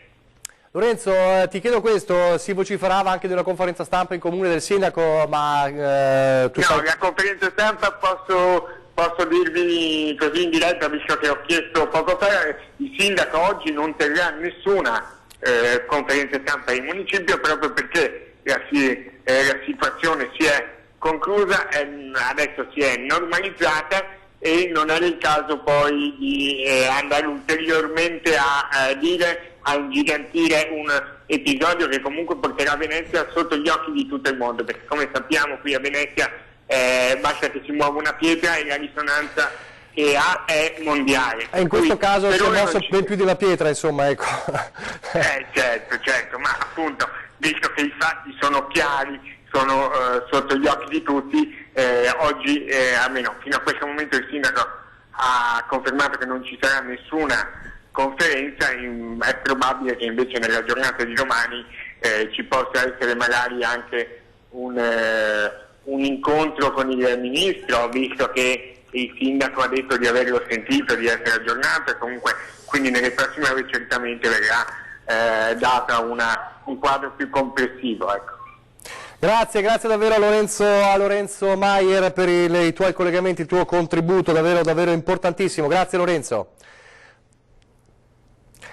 Allora, in attesa di ricollegarci telefonicamente con il nostro direttore Luigi Bacialli, poco fa avete sentito il ministro Toninelli che ha parlato di soluzioni vicine, ha parlato di una soluzione che sarebbe davvero al traguardo, però ci vorrà un'altra riunione, ci vorranno altri vertici. Il problema è questo fondamentalmente che chiede il governatore Zaia, che chiede il sindaco Brugnaro di fare prima che accadano certe situazioni. Avete sentito anche Tommaso Cacciari e i no navi che invece annunciano la manifestazione di sabato prossimo alle 16, è l'ala più forte, più radicale, quella che non vuole nemmeno lo scavo del canale Vittorio Emanuele, vuole le navi fuori dalla laguna in qualunque modo. È stato chiaro Cacciari, ha detto problema loro, noi non vogliamo più le navi in nessun modo, in nessuna alternativa. Direttore, ci sei? Sì, sono qui. Allora, hai sentito le parole del ministro Toninelli, un po', che ci dici? Sì, intanto lo ringraziamo per la sua disponibilità, ma è un'intervista che conferma che il governo è in alto mare, insomma, non ci sono soluzioni alle viste. Ha detto chiaramente Toninelli che ci sono delle alternative che si stanno prendendo in esame, ci vorrà meno di 6 mesi per scegliere quella giusta, dopodiché ancora analisi, studi per non si sa bene che cosa. La soluzione è stata prospettata più volte: portare le navi non più alla Marittima ma a Marghera, e questo potrebbe anche contribuire a riconvertire quel poco che rimane del polo chimico, fare un polo logistico turistico attraverso il canale dei Petroli e questo scavo del Vittorio Emanuele.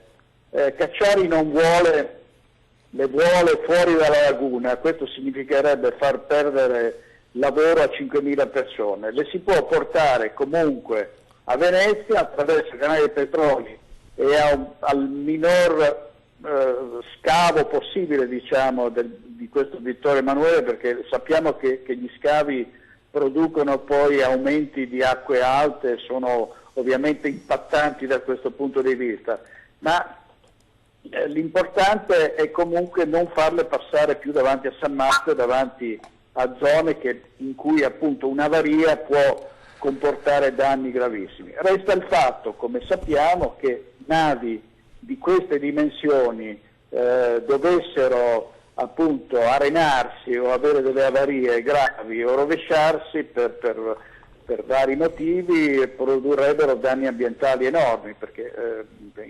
intendiamoci, se ci fosse una perdita di carburante all'interno della laguna sarebbe un danno davvero irreparabile, no? È gravissimo. Però non si può nemmeno pensare che le navi da crociera non possano arrivare sul nostro territorio. Senti, sono solo le due posizioni, no? La posizione radicale dei no navi. Hai sentito però che Toninelli proprio sulla soluzione di Marghera sembra poco convinto. Ha detto: io da turista non vorrei proprio passare per Marghera.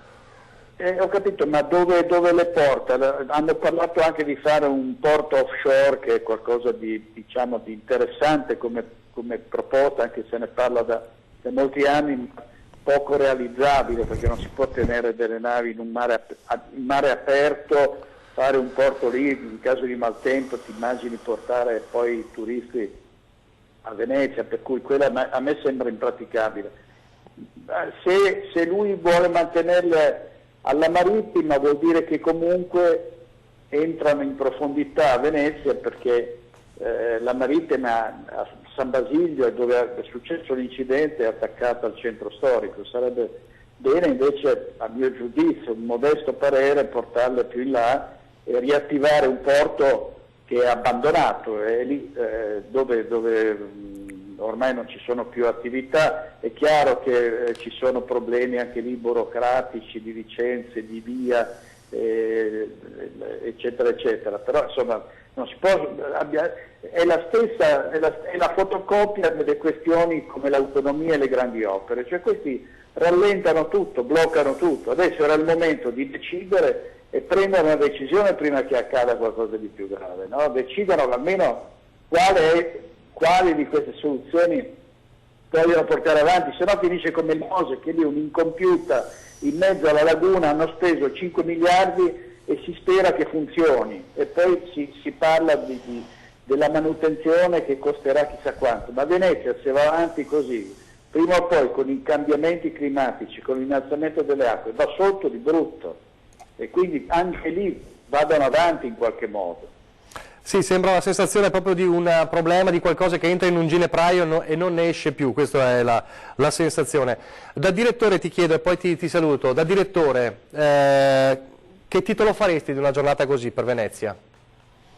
Ma io farei una catastrofe sfiorata, perché poteva essere, quel battello turistico, io ce l'ho ben presente perché quando ero al Gazzettino lo affittammo per festeggiare gli argentini che rientravano in Italia, cioè gli argentini veneti che tornavano in Italia.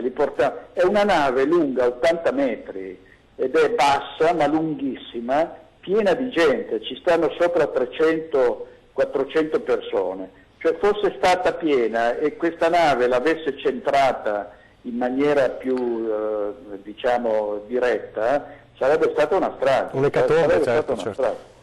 Oggi... Quindi voglio dire, è andata bene ma poteva andare malissimo, quindi coloro che sono preposti a trovare una soluzione, che la trovino, qualunque essa sia, fuori le navi comunque dal canale della Giudecca, che è un canale trafficatissimo, pieno di imbarcazioni e con le case a ridosso proprio, sulle fondamenta prospicenti. Una grande nave può al limite sfondare una banchina e arrivare addosso e distruggere dei palazzi, cioè facciamo attenzione. Certo. Sei d'accordo un po' con qualcuno insomma, che ha detto che da oggi cioè, Venezia non sarà più la stessa, oppure purtroppo anche un incidente del genere non lascerà il segno perché le cose andranno avanti ancora macchinose? Ma guarda Nicola, questo è il primo incidente grave, no? Perché finora lo stellone poi alla fine protegge sempre tutti dai guai più grossi, e mi riferisco a Venezia, anche per esempio il terrorismo finora è andata bene, ma questo è un incidente grave, cioè è una campana d'allarme, non un campanello, quindi sarebbe assurdo e da irresponsabili continuare a rinviare decisioni che sono improrogabili. Bisogna decidere, questo è un paese in cui ci servono le decisioni, non si può continuare ad andare così ad libitum verso il nulla e verso l'immobilismo perdurante, cioè devono decidere anche per una questione di dignità politica. Brugnaro si metta ad urlare e dica: io mi dimetto se qui non trovate una soluzione, faccio qualcosa di eclatante anche col sindaco di Venezia.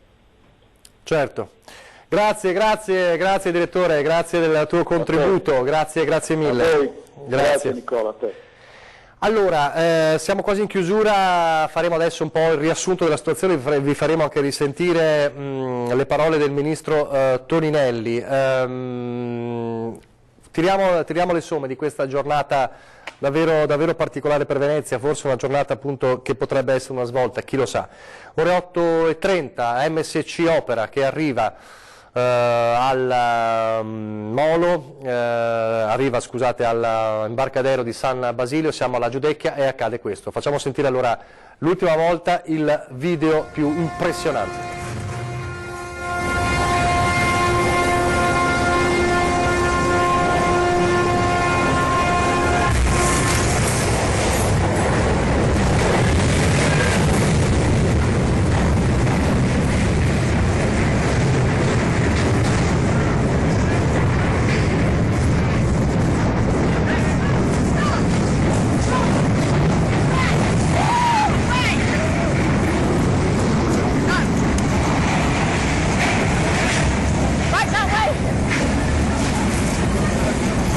Questa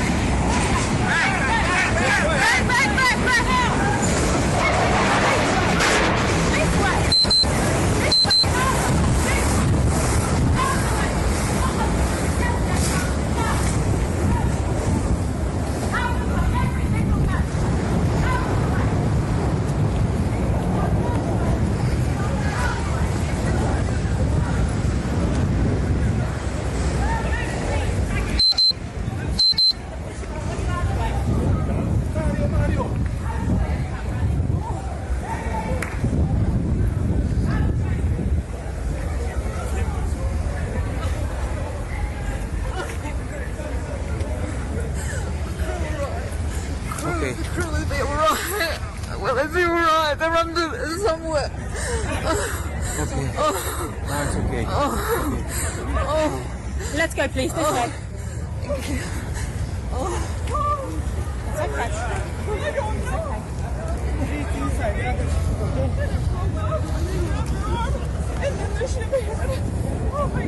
Ma di qua non si può fare il giro. È chiuso. La prossima volta che tengo la porta aperte quelle cazzo di porte.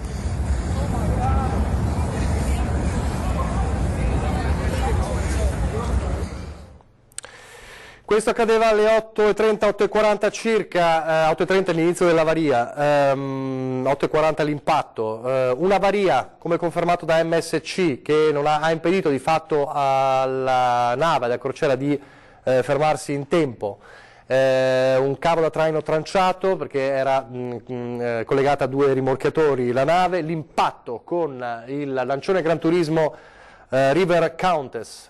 4 persone ferite, ce ne risultano 5, ma ufficialmente sono 4, secondo l'ULSS sono 4 turiste straniere di età tra i 67 e i 72 anni, una donna americana è stata già dimessa, le altre 3, di cui una un po' più grave, sono 2 neozelandesi e un'australiana. Si tratta di traumi ortopedici, quindi fratture, contusioni e lussazioni nel caso, che sono stati causati non dall'impatto, dallo scontro, ma dalla fuga. Avete visto la fuga disperata per evitare l'impatto. La banchina del molo semidistrutta, una catastrofe sfiorata, l'abbiamo ripetuto più volte.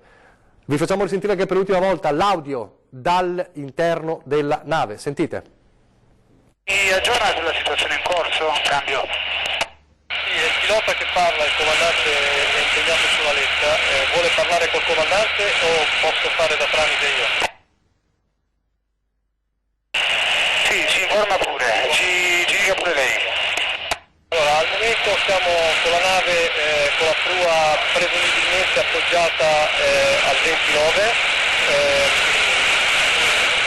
Abbiamo il rimorchiatore di prua che ha rotto il cavo ed è in assistenza al River Contest, che è sul nostro fianco sinistro, e a poppa abbiamo sempre mantenuto il rimorchiatore con il cavo e stiamo fermi. In questo momento c'è stata una perdita, presumibilmente una perdita dei comandi, e abbiamo attivato tutte le procedure possibili appunto per evitare quello che alla fine poi è successo, cioè l'impatto.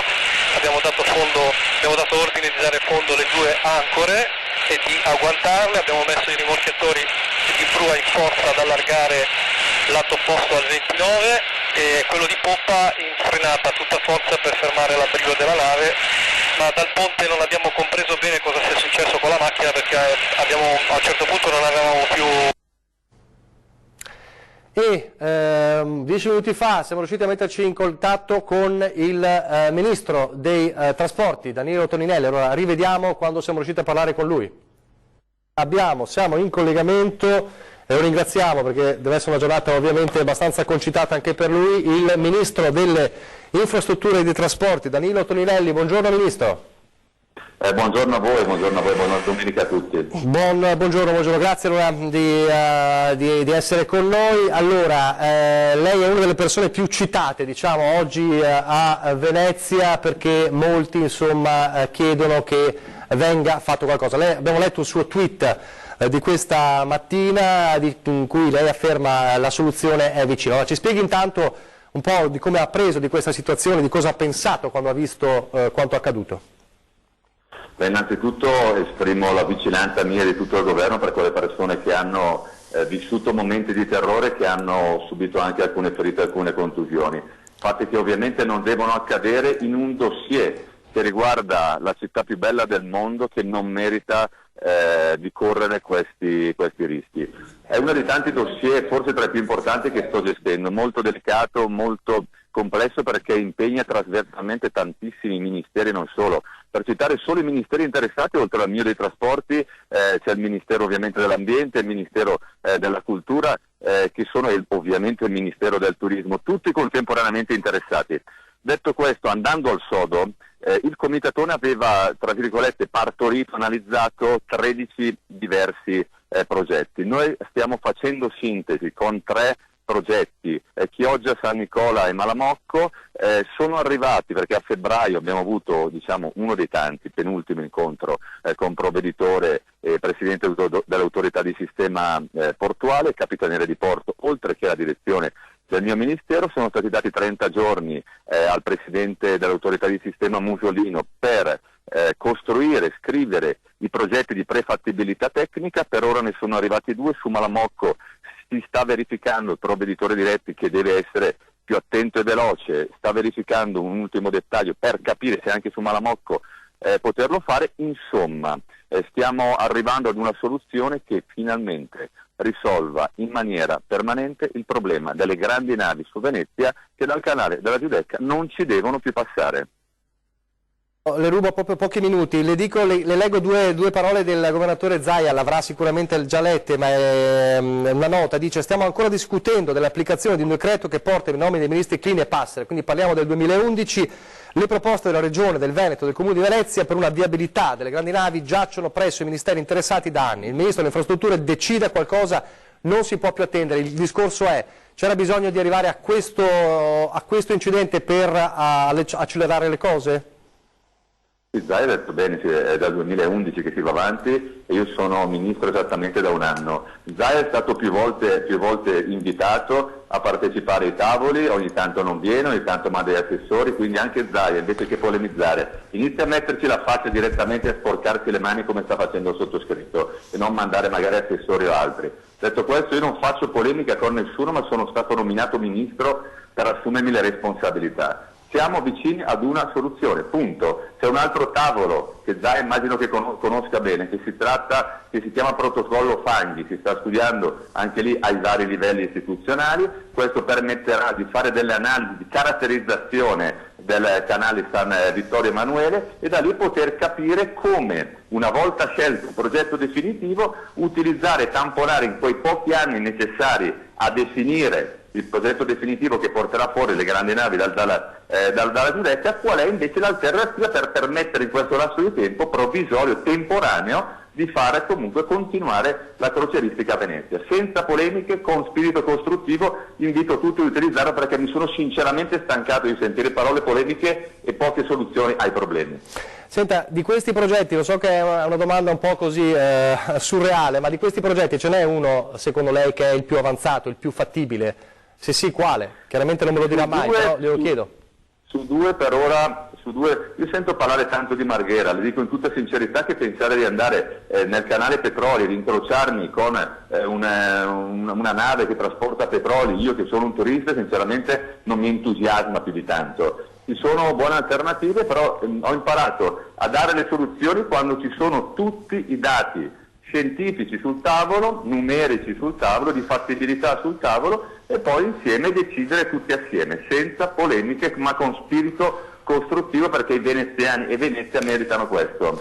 L'ultima domanda, perché so che è molto di fretta, inevitabilmente le chiedo, lei lo so che non vuole sentire parlare di polemiche, però Tommaso Cacciari, i No Grandi Navi, dicono Danilo Toninelli è uno dei responsabili di quanto accaduto oggi, lei cosa risponde?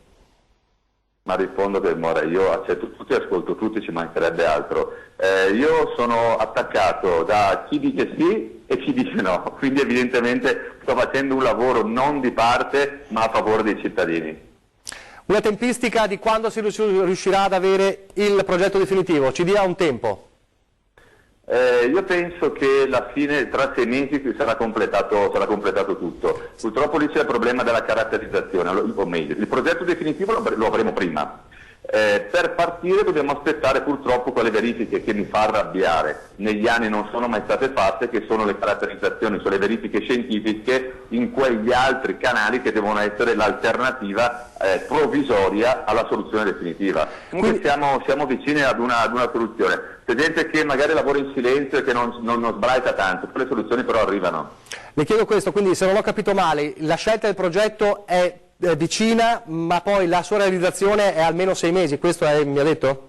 No, allora ovviamente questi progetti lei sa perfettamente che ci vuole tempo, quello che conta ora è dire si è aperto il cantiere, per risolvere definitivamente il problema, cioè dove arrivano le grandi navi, perché noi vogliamo che la crocieristica mondiale torni ad essere, rimanga a Venezia, anzi che Venezia torni ad essere la meta principale della crocieristica mondiale. Ma la cosa fondamentale è tracciata la soluzione, stanziati i fondi se necessari, perché le stesse grosse compagnie crocieristiche con cui abbiamo costantemente parlato sono disposte ad impegnare loro i fondi per il progetto, per chiudere il progetto. Quindi l'importante è partire, ovviamente ci vuole un po' di tempo perché le infrastrutture per essere create, gli appalti, le gare e quant'altro, ma ciò che mancava era una visione strategica che portasse ad una soluzione. Ci stiamo arrivando e penso che sia una buona notizia. Poi ovviamente il provvisorio, anch'esso fondamentale, è quello per cui noi possiamo partire con il progetto definitivo.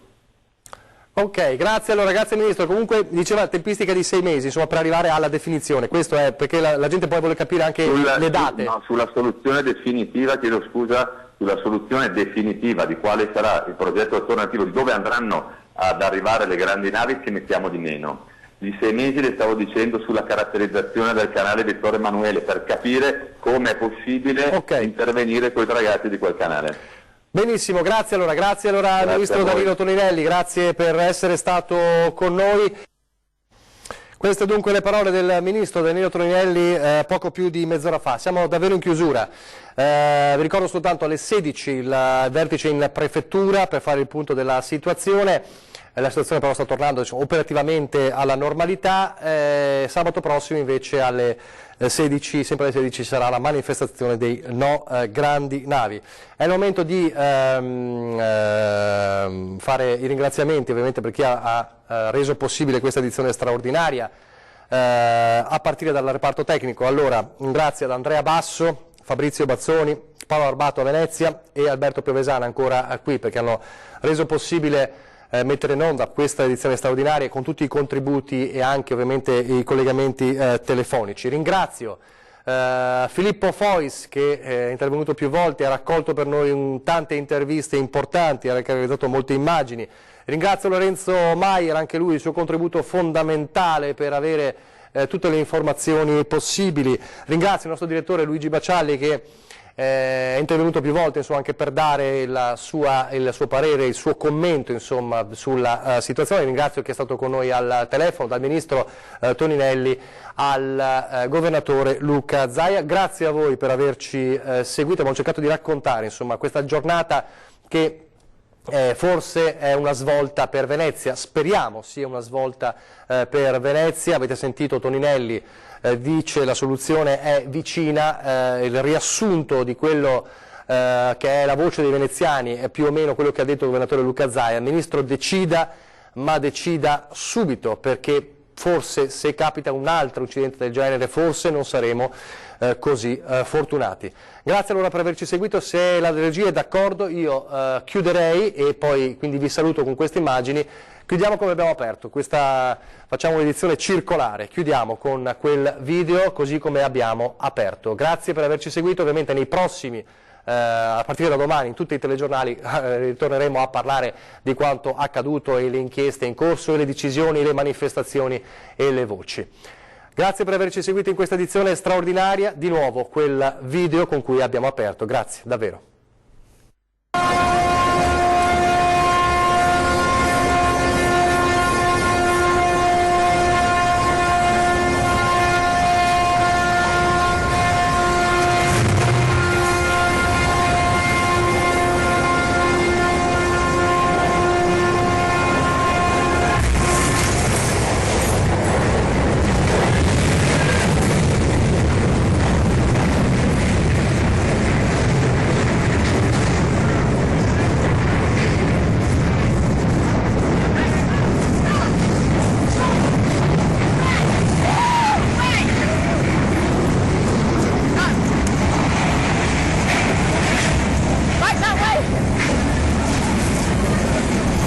Questa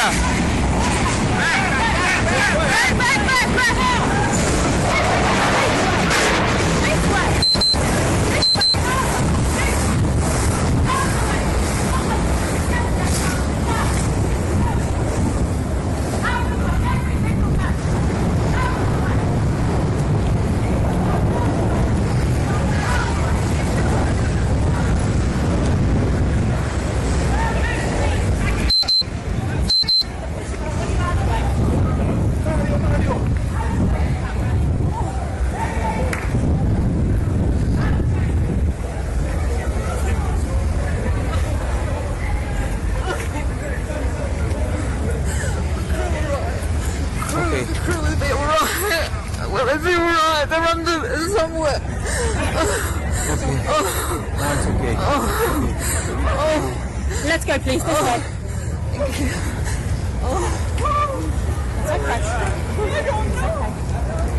It's okay.